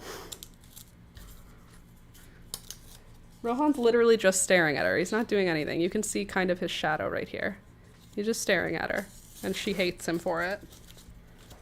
She's like, don't look at me. Don't talk to me. I don't know you. And he's like, we could be best friends. And she's like, I'd rather die. I'm making little cuts in this cardboard so that the birds can rip it apart. More fun for them. Peekaboo, he's not hurting you. He's not even trying to hurt you. He wants to be your best friend in the whole world. Shared a pic of Kochi in Discord. Okay, cool. I will check it out in a minute. Okay, I think this is probably big enough for them to have something to do with it. Oh my god. Sorry, they hit the bird cage. Made me jump. Here's the toy. Now I'll hang it in their cage. Pull off the... Nobody's in danger.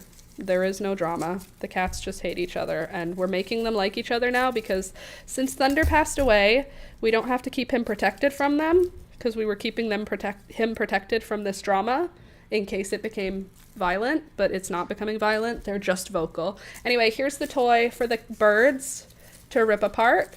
I'm going to just hang it in the cage and then cut the yarn. Hey, Rohan. Welcome back. Here, I made this for you guys so you can stop causing trouble and stop touching my stuff, okay? Don't bite me. I'm hanging it up for you. Don't bite me. Don't do it. Get out of here. Get your face out of here. Stop trying to bite me. You demons. Don't bite me and then say that you kiss me. Thank you. Hey, don't try and bite me. Get out of here. Don't bite and then say thank you. Kiss. Thank you. Kiss. Thank you. No, I don't want it. Thank you. You gonna kiss? Thank you. Okay. There we go. Now I can cut it. Don't touch the thread.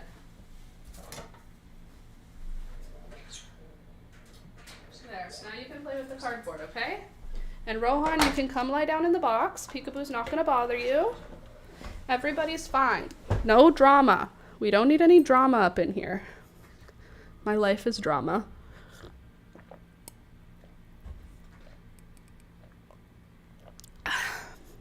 Animal drama. Okay, Rohan. Here. I guess I don't need this cardboard after all. Hey. Here. Rohan. You can lie in this box. You don't have to harass Peekaboo. She doesn't want to be your friend. Here. Here. Have you made up your seed mixes yet? No, I've not made them up yet, but I do have all my seeds now. I went to a seed swap rather. Do you want to decide on what's going to go into the seed mix? Because I made a whole little spread in my book to write out seed related stuff. Oh, I also made notes for what I wanted to make sure to tell you about today. Hold on, let me find my cute little page. Okay, I wrote patterns. Oh, right. Hello. I wrote patterns this weekend as well. Let me just... There. Let me just do this. So I wrote out what I wanted to talk about during the stream.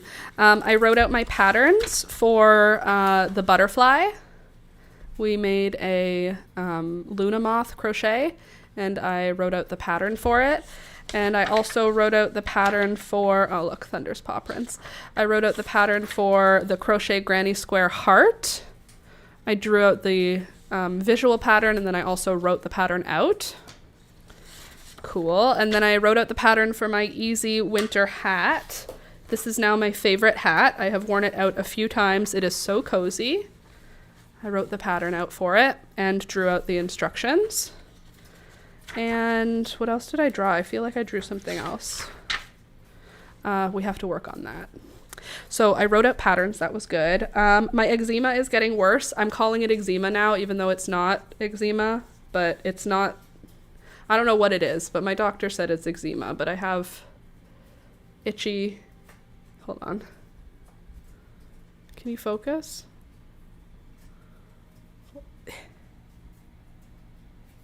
Why are you not able to focus? Anyway, my skin is all rashy and awful.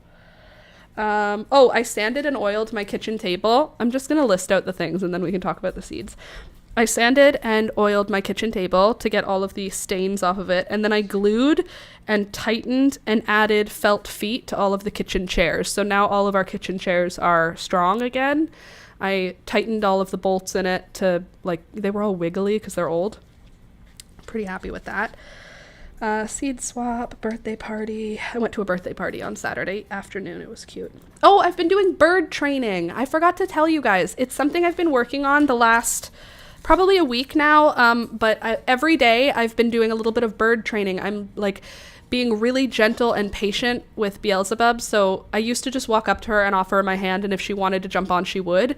Whereas now when she doesn't want to jump on, I'm sitting close to her and quietly waiting for her, and then she decides she does want to come on my hand after all. But we've been working on it, so I'm very excited about that. That's something I'm going to continue on. Dyed my hair, drew pictures of thunder. Oh, I mopped yesterday. That was very good. Okay, that's it. Now we can talk about seed stuff. So I made a little page for us to do the seed swap information. Look at how cute it is. I added it in because this book doesn't have any extra spaces. So I added in this little extra space that you can see, like, there's room for me to write stuff. And that's what I'm gonna do. So what are we gonna pack up this year? I wrote some things over on this side earlier in the last week, but I want to write it out again, but here. Also, who is gonna get seed packs this year? I guess we could go into the Discord and I can go into my direct messages and see everybody's addresses there. But I need you guys to, in the Discord, send me a message in Discord with your name, address, and what seeds you want. And I'm going to give you options for those seeds. So what are we going to do? We've got a million different kinds. I would like to send amaranth. I also need to pack them. That's another thing that I have to do, is pack the seed mixes. Oh, right, Kochi, sorry. Pets. Nope. Live stream discussions. There we go. Come on, kitty in a box. Look at that. She's so cute. I love cats that have white on them. I feel like cats with white fur and pink noses, something about it. Something I love. Something I love, I tell you what. Cute kitty. What are we going to do for the seed mixes? Are we going to put them together on stream, or are we just going to figure out what they are going to be? And am I going to do a mix, like one seed envelope with multiple seeds in it? You know? Or am I going to do multiple envelopes in each envelope for you guys with individual seeds in each envelope? That feels like it's going to waste more paper and space. So I don't know that I want to do that. I think I want to do mixes. There's a description of the situation above. Of course I didn't read it. Why would I read it? First pick in her house, second pick in my house. That's funny. Laura Wildflower Mix 2025. I like the mixes. There's a description of the situation above. I feel like it would be easier just making the mixes. Agreed. I do feel like it would be easier to just make the mixes.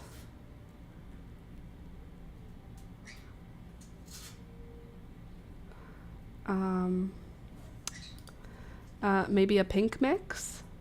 And I also posted on Draw My Pet. Okay, good. It's important. Oh, is pets and animals? Sorry, did I miss something? No, I didn't. Okay. Draw My Pet.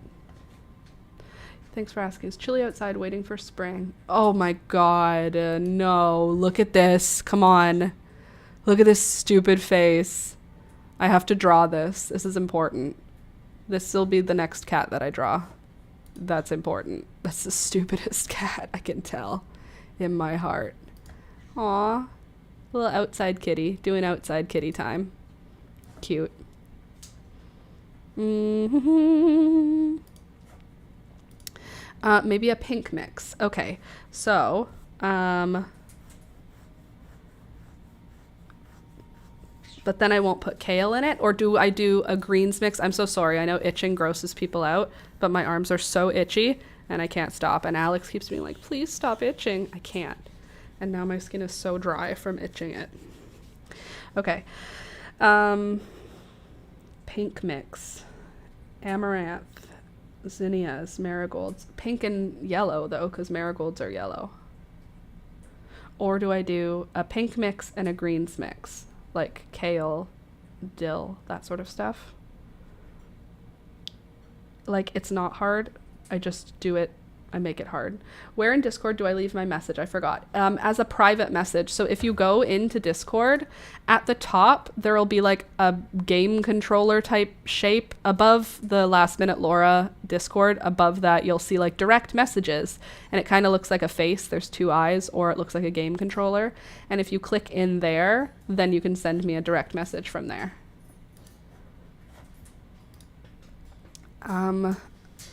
Okay, so we already decided I want to do straw flowers because I want you guys to grow straw flowers because they're so pretty and you deserve them. So we'll do straw flowers. And we'll do amaranth.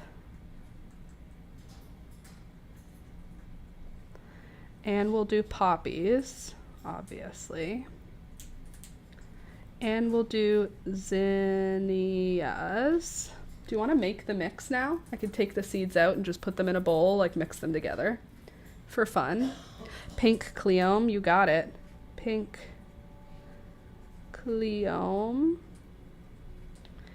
And can I just do like assorted marigolds? Like just add marigolds, pink and yellow? Because pink and yellow are the best. Marigolds as an assorted thing. Okay, let me get a bowl to do the mix in.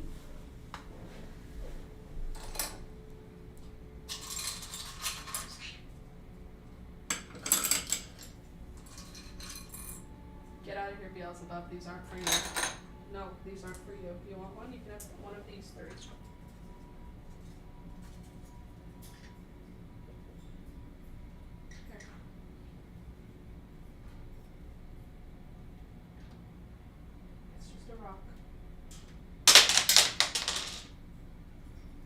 Have it.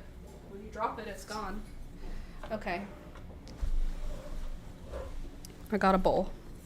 Now we can mix seeds into it of the mix. First, let me go in here and just... These were my saved marigold seeds from this year. So we'll just get a nice little grouping of them. And I think these are the Jolly Jesters, but I don't remember, which is fine. And then poppies, I'll do random poppies, and then I'll do some of my like varieties. And I'm gonna just go a little nuts with the poppies because like you use a lot of poppy seeds when planting them. Okay, and what else do I have in here? Sweet alyssum and strawflower. Let's just put all of that in and call that our straw flower, and then somebody will get a sweet alyssum and it'll be surprising and lovely. Okay, there's that from there. Gorgeous. Oh, it smells like marigolds already. I love that. Okay, and now we got to get the binder out to find our specifics. Come here, you. You beautiful binder, you. Ugh. Okay.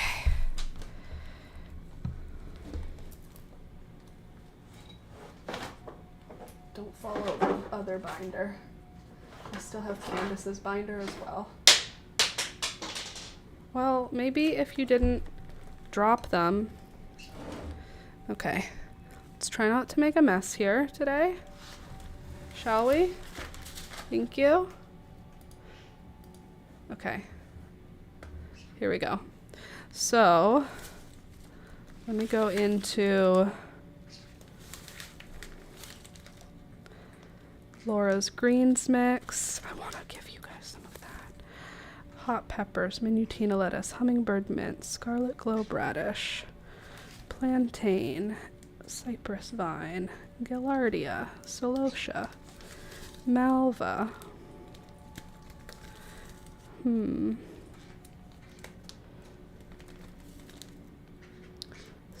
Dragons, maidenhair vine, hummingbird, angelonia. I'll find it. I'll find the things we're looking for. Poppies, okay. Mom's red perennial poppy, orange long-headed poppy, dusky rose. I don't know how much I've got in dusky rose. I've got to have some though. I feel like you guys all need the possibility of that dusky rose to happen. It's so pretty. Okay, and then opium poppy is the same as those ones. Mom's red perennial poppy. I'll give you guys some of those. See what happens. I'm trying this year, so we'll see.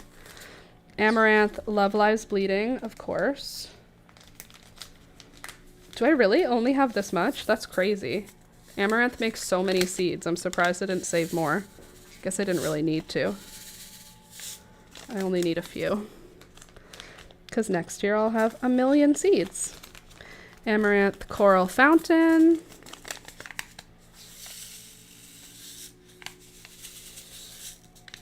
Beautiful.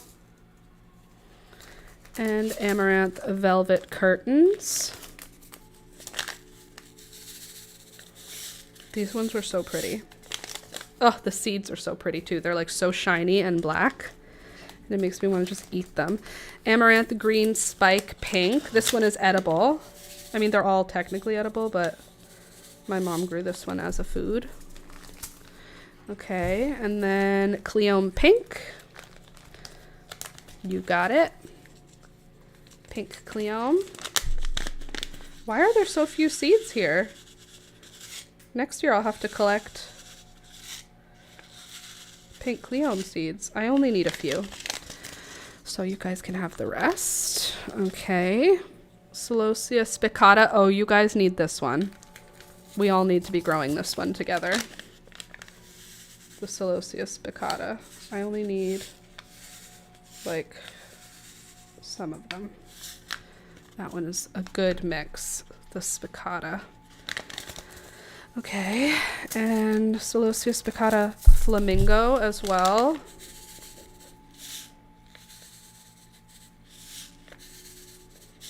Beautiful. Got to make sure we have enough of everything. Okay, calendula, yarrow status, alyssum, coleus, bachelor's buttons, zinnia salmon. What are you? Zinnia glorious red. I know that's technically not pink, but it's called glorious red for a reason. I wouldn't have called it that if it wasn't glorious, you know? Okay. Glorious red. I also think that it would be fun for you guys to have the Queenie lime orange blush. Just can't figure it out. Brian still ain't sleeping. Same address you sent last year, marigolds. Okay. So you guys can have some of those ones too. And then zinnia bright purple, zinnia salmon. I think I have more. There we go. Zinnia big pink.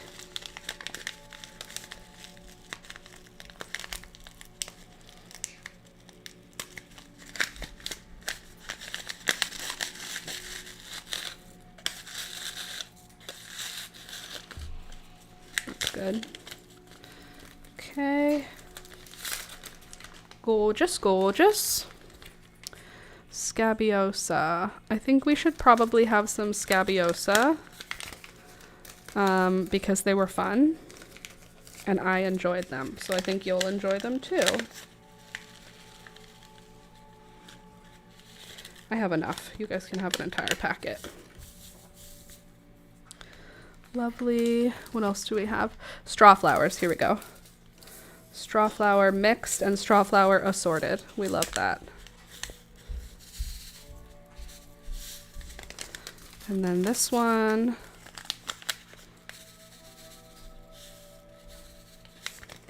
Lots of straw flowers in there. And tiny marigolds, naughty Marietta marigold. What do we think?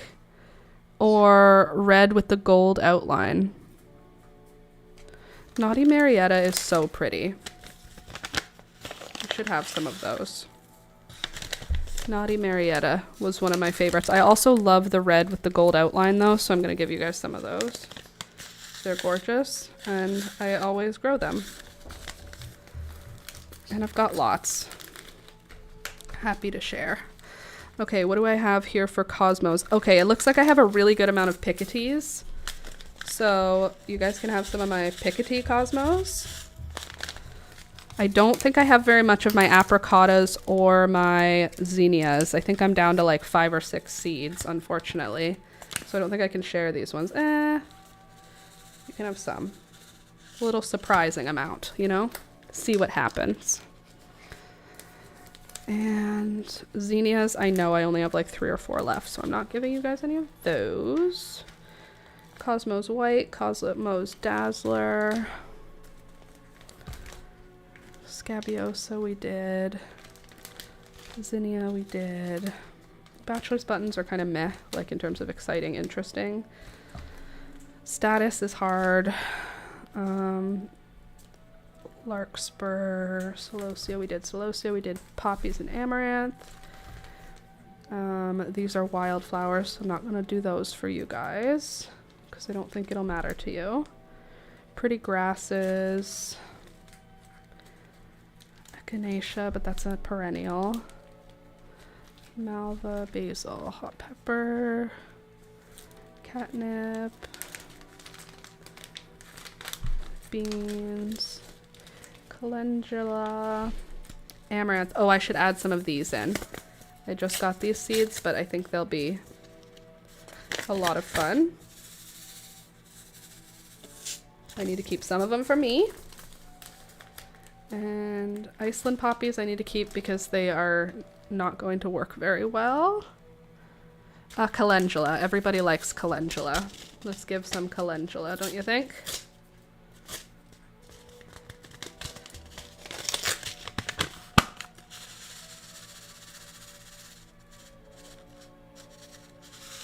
How many do I need? Probably just like a handful.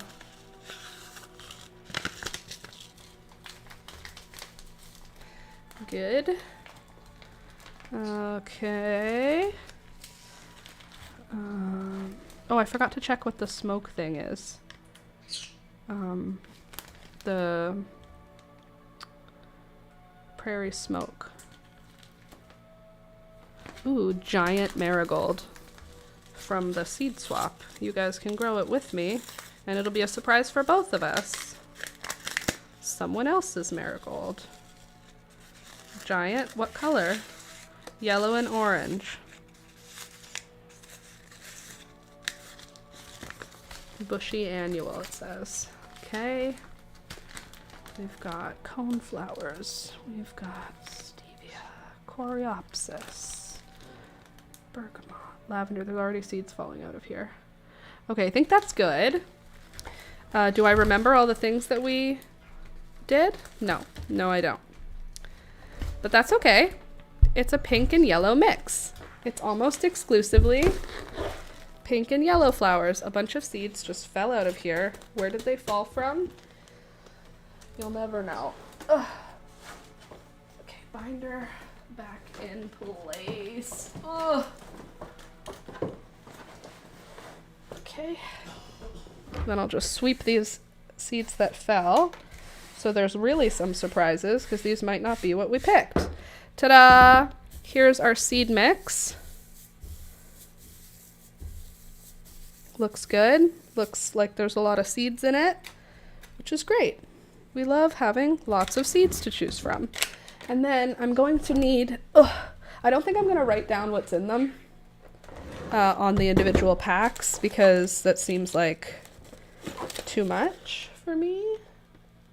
And do I want them to be in this? I think I want them to be in this. I have 2 different envelope types. I have these guys and I have these guys. I think I'm going to use these ones because they are zip top, which I think will be more useful. There's seeds all over the bottom of this container. We love that. Okay, so we can start writing out the what's going on here. So the seed name, what are we going to call it? Date collected. This will be, the seed names will be Laura's something, right? Laura's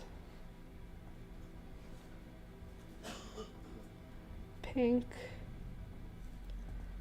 Laura's pink surprise, because it's not just pink. Laura's pink mix. Laura's pink and yellow surprise mix. And that will be 2025, because that's this year, even though these were collected in 2024, and that's what it's saying. It's a 2025 garden mix. Garden 2024 mix, you think?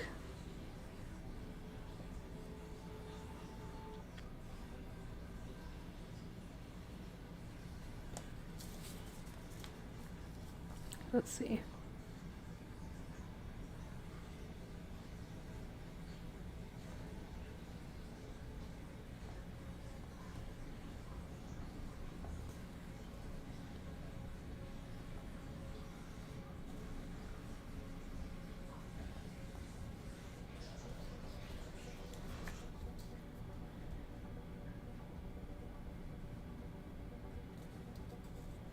Cool.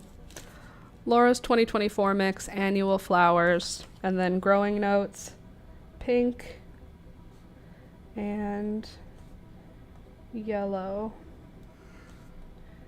easy grow varieties. Cool, that's what I'm gonna have to do. You can send me the corrected envelope, don't waste it. I'm not worried about it, Candace. I have like 500 of these. There we go. Laura's 2024 mix, annual flowers, date collected 2024, growing notes, pink and yellow, easy grow varieties. Apologize that my handwriting is not very good. Okay, now let's see what we're gonna put in. How are we gonna make sure we get a good mix? Everything's mixed together, but I need to like grab with the bottom because of the poppy seeds. So we need to make sure we can get some poppies in every little bunch. And we'll just sort of scoop in what feels right.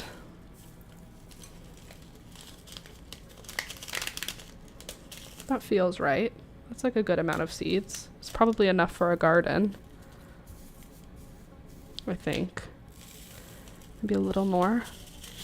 That's probably enough for a whole garden if you separated all the seeds and planted them individually. There.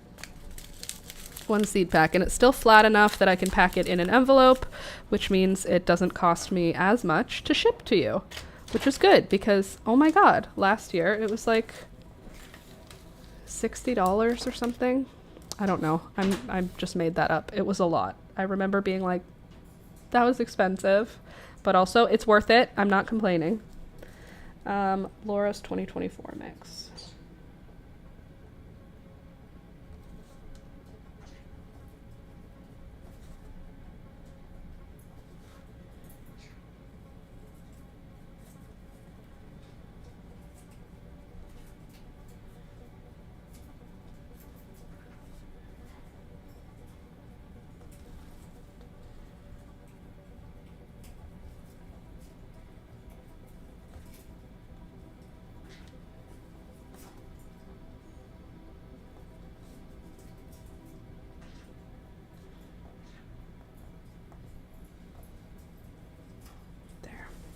How about using a spoon to scoop maybe? Yeah, that's a good idea. Let me write out some envelopes first. I don't know how many people we have who I'm going to be sending to. We have 26, 27, 28, 29 in the Discord. So as many as 30. Now let me see in my direct messages. We have 1, 2, 3, 4, 5, 6, 7, 8, 9, 10, 11, 12. Oh, everybody. Oh my gosh. How many people have I had private messages with? Quite a few.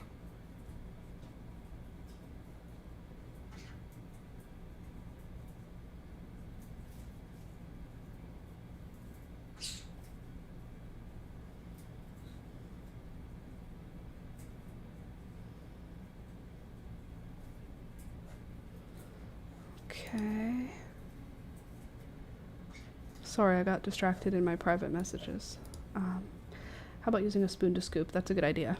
Okay, so let me write out a few more. I just got freaking hungry. I'm gonna drink some water because I don't have time to get food right now.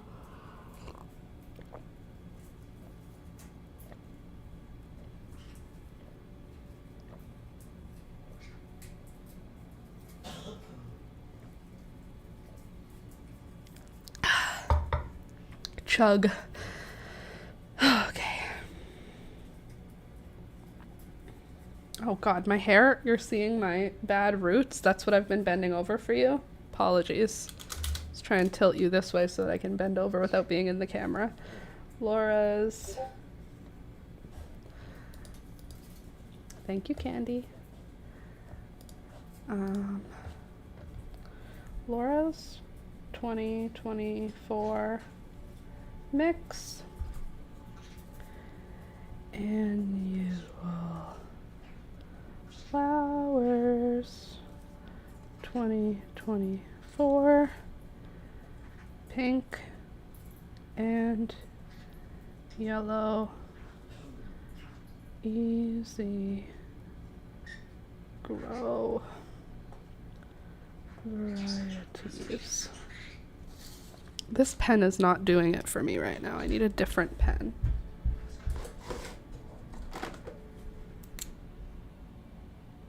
That might be better. I figured I might as well get it out of the way. Good. Awesome. Laura's. Hi.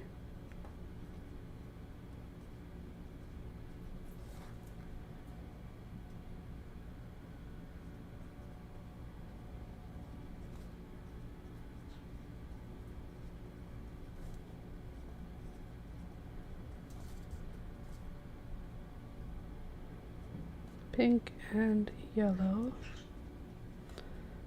Easy. Grow. What is that? What did I do there? Grow varieties. This pen is not good either. Something's wrong with them. It's like I drew too hard with them. I need one that's new. Good thing I have a whole box of them. Oh, there we go. Wow, I just spelled my name wrong. Laura's 2024 mix. Annual flowers 2024. I feel like this isn't doing what I want either. I'm having a struggly time right now. Pink and yellow easy grow varieties. I feel like last year I had like 30 to send out, so that's a good. Are there any in the mix that you'd recommend definitely doing seed starting with, or can they all be direct sown? They can all be direct sown.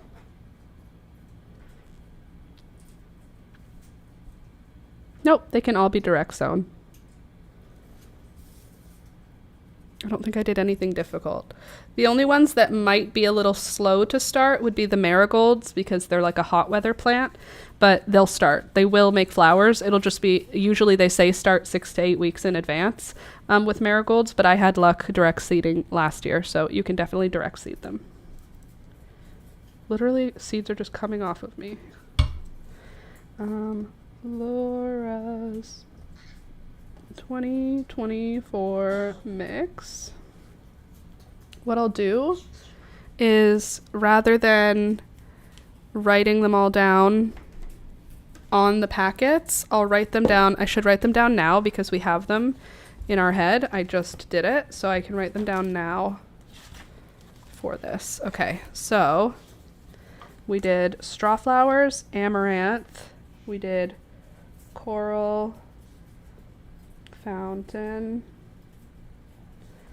love, lies, bleeding. We did hoppy, red, dye. And we did green, spike. And we did dark, purple, tassels. So we did a bunch of those. Amaranth, straw flowers we did assorted. Pink cleome, marigolds we did naughty, Marietta. And we did red with gold outline. And we did giant yellow and orange. What else did we do? We did zinnias. Zinnias, we're gonna have to do an arrow because we did glorious red. What are the green ones called again?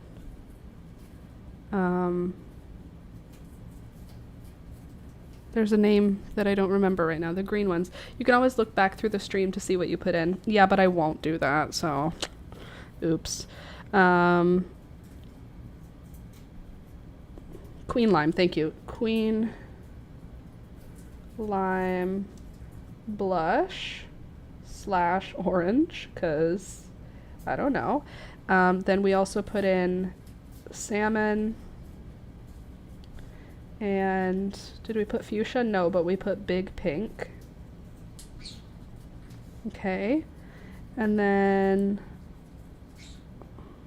we put poppies, assorted, I'll just say.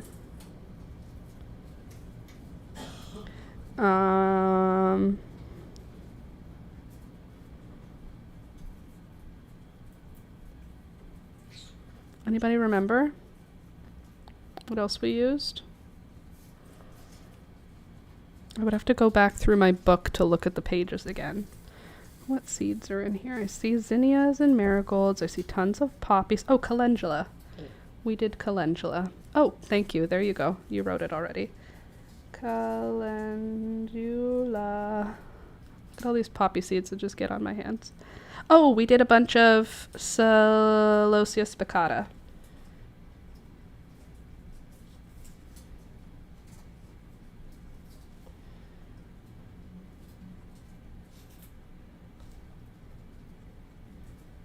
Flamingo and salmon. I'm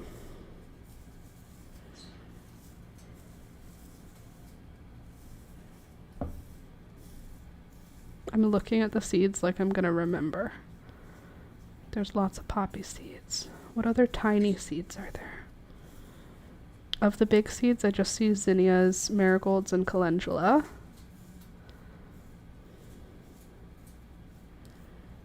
I feel like that could be it. That's probably it. It's a good mix. I think that's a good mix. Okay, so I'll write that. Oh, straw flowers. Yes, I already put that. Straw flowers, amaranth, poppies, zinnias, pink cleome, marigolds, calendula, Celosia spicata. Did I put... Oh, I put scabiosa also. Scabiosa. And I put assorted colors. Good. Okay, I think now that's it. So I'm not going to put that on the individual seed packs. What I'll do is I'll put that list on Discord. So when you're in Discord, if you're like, what did Laura do? Also, if you are confused when the seedlings come up, you can just put it on Discord and then we'll identify the different seedlings. Seed variety is annual flowers 2024. pink and yellow, easy grow varieties. Okay, this is like the least fun part. Laura's 2024 annual flowers 2024 growing notes, pink and yellow, easy grow varieties. Beautiful. Ew, I have to make like 30 of them. Why did we decide to do this today? How many do I even have? 1, 2, 3, 4, 5, 6, 7 out of like 30. Laura's 2024 mix. Oh, thanks, Deborah. You're so nice. Thanks for the super chat. Cheering me on. Seed variety. Annual flowers. Pink and yellow. Easy grow. Varieties. Beautiful. Thank you guys for being here. I know this can be boring, but it's worth it. It's going to be so worth it, because after we get these envelopes done, then we're going to fill them with seeds. Then we're going to send them out to all you guys. And then you're going to be so happy when the seeds start to sprout and the garden is gorgeous. And you'll be like, wow, I've never grown this before. I'm so happy that I'm growing this. And you wouldn't have done it if we weren't here together today. Laura's 2024 mix. I have to go to Costco and get my stamps. Seed variety, annual flowers. I think that I might not get stamps from Costco. I might just get them from the post office, because the price of stamps went up. So if I get them from Costco, they'll be the wrong price and I'll have to use more stamps. But if I go to the post office, I'll only have to buy as many as I need.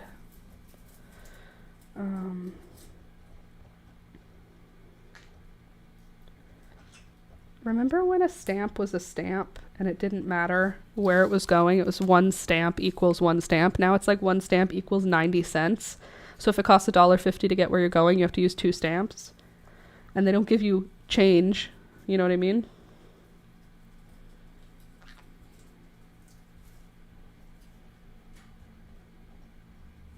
Also, I'm going to send you... Oops. I wrote that wrong. Seed variety annual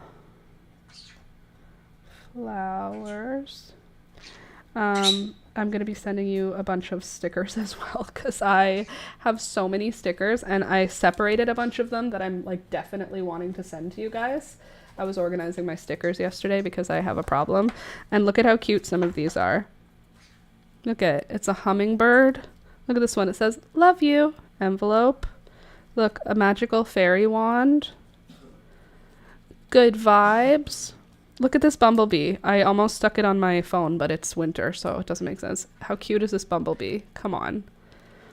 A little elephant with flowers inside. A bicycle with flowers inside. A little sun hat. Look at this jar of honey with happy bees on it. So cute. A compass with flowers. Mushrooms. So cute. Thank you. Flower with a hand. Look at a little bunny in a basket with flowers. And then look at this little ladybug. He's so cute. He's just a baby. And then coffee.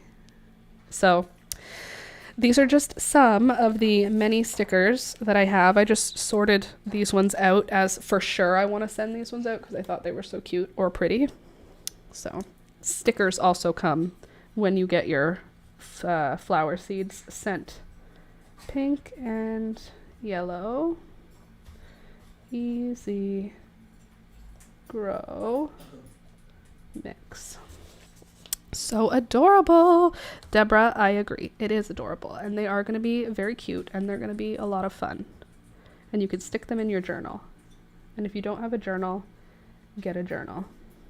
Laura's 2024 mix annual flowers from 2024, pink and yellow, easy grow varieties. I need a last minute Laura stamp so I could just stamp that info. I think I have a stamp. I could stamp Laura's 2024 mix, or I could stamp pink and yellow easy grow varieties. Laura's 2024 mix annual flowers. Look who's here with me again. My little box kitty. He's like sleeping. How cute is he? You guys don't need to see me write. I'm writing the same thing. You can watch the cat. It's cuter. Pink and yellow. Easy grow varieties. Look at how sleepy he is. I have to. Oh, you're so tired. You had a hard day, huh? Did you have a hard day? You worked so hard. You ate your breakfast. You harassed Peekaboo. It's hard to be so just busy. He's a busy guy. Laura's 2024 mix. Done. Annual flowers.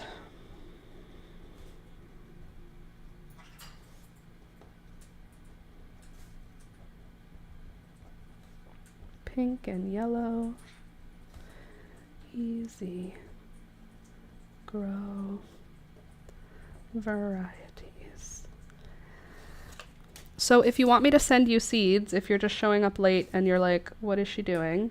I'm packing up, I'm making this packs, Laura's 2024 mix of seeds to send to you guys. So every year, for the last, I think this is year 4, I've sent seeds to my patrons and YouTube membership holders. So if you don't know Patreon, you can join with YouTube memberships, and then you get access to our Discord, and everybody who's in there, I send seeds. Easy. If you want them. I mean, if you don't want them, I won't send them to you. But I send seeds, and then you guys get to grow flowers that I grew last year, this year, and then we can all have kind of something in common, something to share. It's been a lot of fun. I at first was just doing it as like I need to do something for patrons. You guys are giving money to me every month, so it's I have to do something. And then it became like a community thing, and now it's like it makes me feel good and happy. And then I get to see the plants that grow as a result. And I gotta tell you, it makes me like feel like I'm a grandma, because they are my babies that you guys are growing. Like, you guys grow from seeds that I saved from the garden the previous year. So you're growing my grand flowers.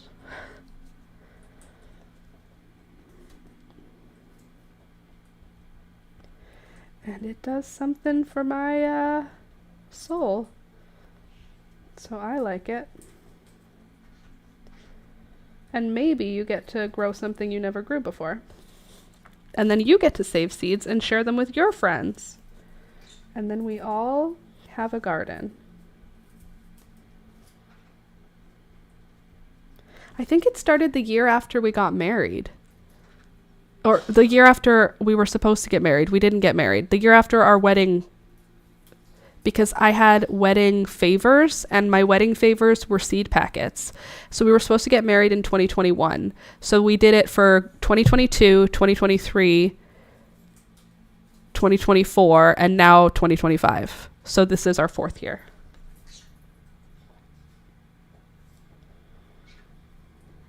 That's awesome. See? Planning our wedding was a good thing, because now we send seeds to each other because of that.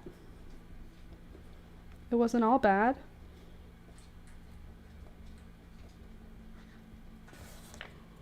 We're getting there.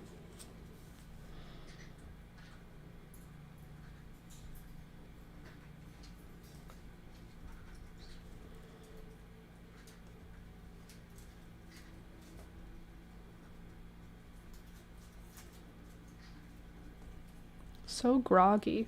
Oh, I have coffee here. I don't need to be groggy. I have caffeine ready and waiting.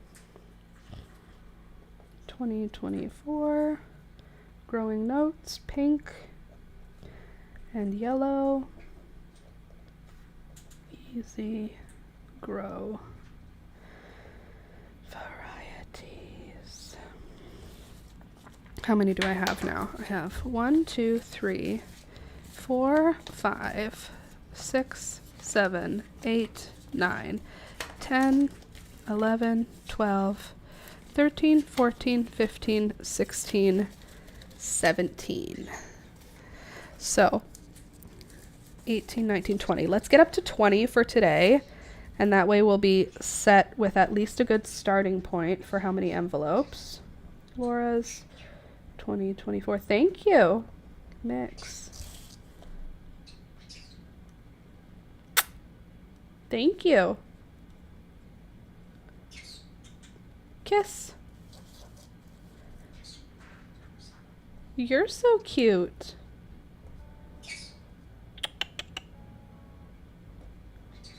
Give me a kiss. Sorry, the birds are talking, and I have to talk to them when they talk. Honestly, when Alex isn't home, I'm still talking all the time because I'm talking to the animals. And I don't know if that's weird. Like, I always talked to Thunder, but like now I like actively talk to the birds, like as if they are people, like as if they are here, like talking with me. But they do talk with me, and they talk more when I talk to them. But like, they're not people. But they are people, you know? It's not weird. No? Okay, good. It's not weird to me, but then when I think about it, like, I'm alone in the house. There are no people in here, and I'm fully conversating. Like, I tell them what I'm gonna do before I do it. I try to do that so that they're not stressed. I tell them what I'm doing as I do it, and then I ask them what they're up to. I like varieties. I don't know. I talk to them a lot. But like, they are talking animals. Also, the cats understand. Like when I'm talking to Rohan. Rohan. Hey, Rohan. Hello. I'm talking to you, Rohan. No, not right now. He has no interest. Pink and yellow, easy grow varieties. There. Okay, so I think that we should pack these ones up, but I feel like we should pack all of them up at the same time so that I can divide the number of seeds accurately. So instead of packing these up right now, what I'm going to do is I'm going to put a paper on top. Wow, my hands are so like sticky. I'm going to put a paper on top of the seed so that the birds don't find it. And then I'm going to put the packs of seed, like packs, on top. And then I'm going to post in Discord today for you guys to send me your addresses. And if you have any specialty seeds you're looking for that you saw in my collection, I will, I'll put a note to leave me that information in your direct message to me. So you send me a direct message on Discord with your name, your address, and what you want, if there's something specific. So like if you're like, I need parsley seeds, I can't find them anywhere. Not a good example, but you know what I'm saying. Then let me know, and then I'll be able to add those to your specific order as opposed to just giving you the mix. But I'm excited. I'm also excited for tomorrow's tutorial. It is for a crocheted heart, a super easy pattern that's coming out tomorrow. I wanted it to come out tomorrow because then people will have enough time before Valentine's Day to make a heart if that's their desire.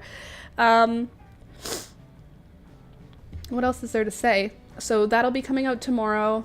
I'm going to be filming the pot cozy tomorrow while that comes out. I don't know what else I'm missing. Did I miss anything? I'm going to ask you guys for your addresses in the Discord. That's important. I think the tomatoes are the only thing I'm most excited about. Okay, so in Discord, Candy, put that in your message. So I'm looking for the seed mix and tomatoes. Tomatoes, and then that'll remind me to get you tomatoes. So then before I ship everything out, I can add everybody's specialty seeds to their box or their envelope. I have envelopes. Somewhere I have envelopes. It doesn't matter. I will figure it out. There's a really cool variety, Candy, that my mom got at the seed swap, and I'll ask her if I can have some for you.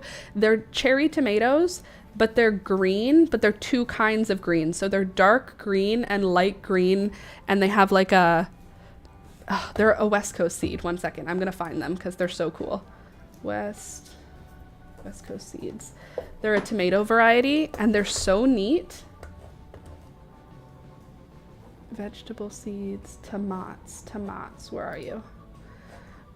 They're so neat. They're green, but they're green and green, two different kinds of green. Stripy green on green. But apparently they're sweet. Oh, they might be aroma, actually. Hold on, I just saw them.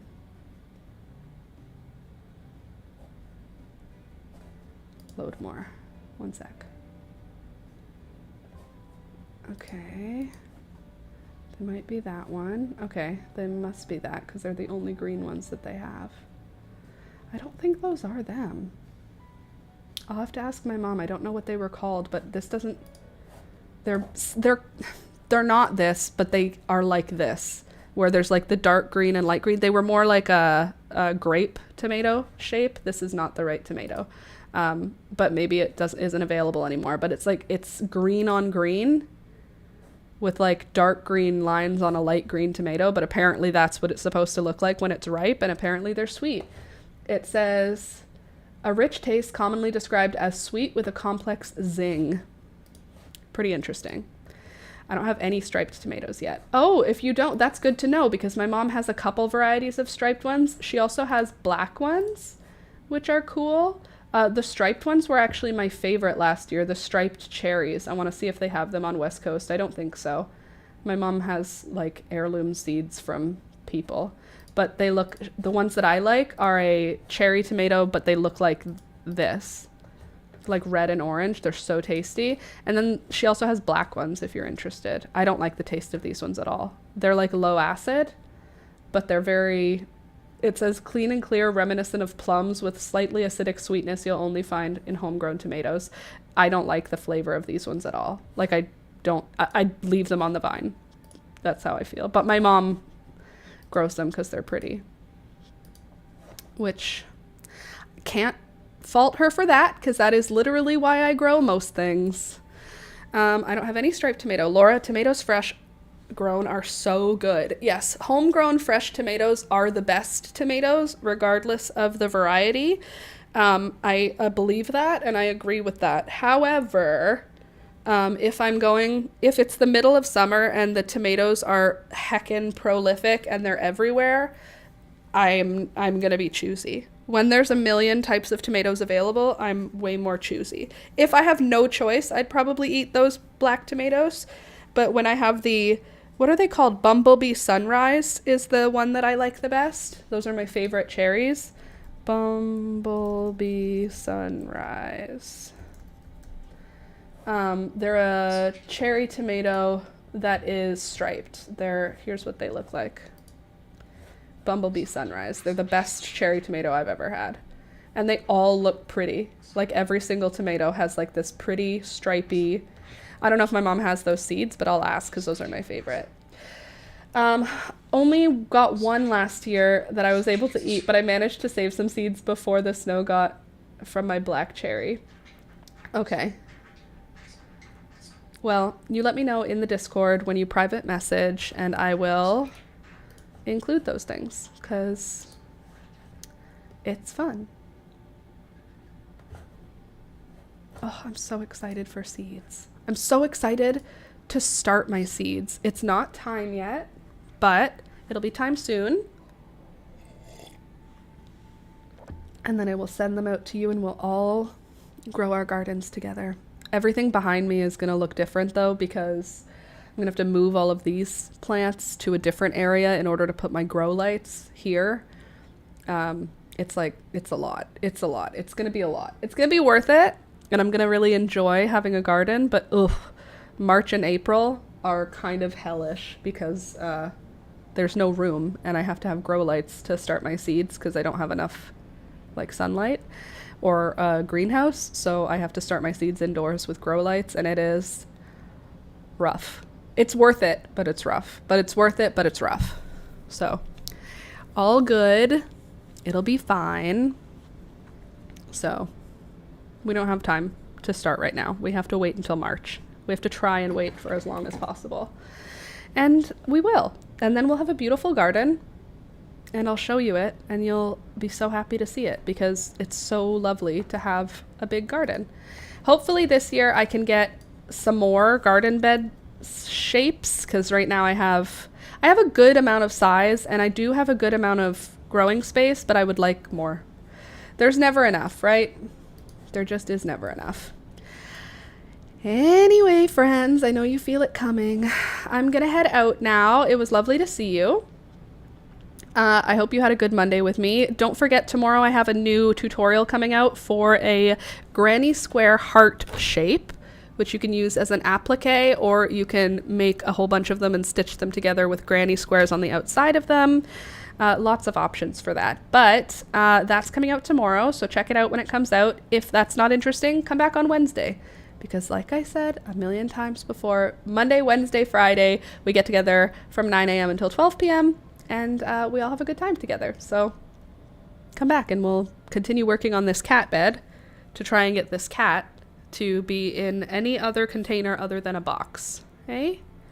You're just always sleeping in a box. You a box boy. Oh, he's just a sleepy little box kitty. He's like a box jellyfish, but he's a box kitty. Equally venomous. Are you a venomous cat? Oh, only to Alex. He only attacks Alex, not me. Oh, so nice. Oh, he's just a baby. Come on, look, it is just a baby. He doesn't know anything. Can't even do ABCs. Anyway, my thighs might hurt, but I'm going to do some easy garden chores. Good for you. You're tough. It's been fun, totally.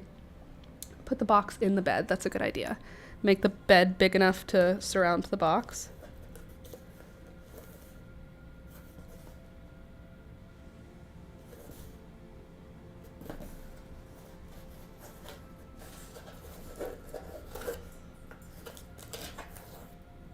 Just a little bit of mild cat harassment, you know?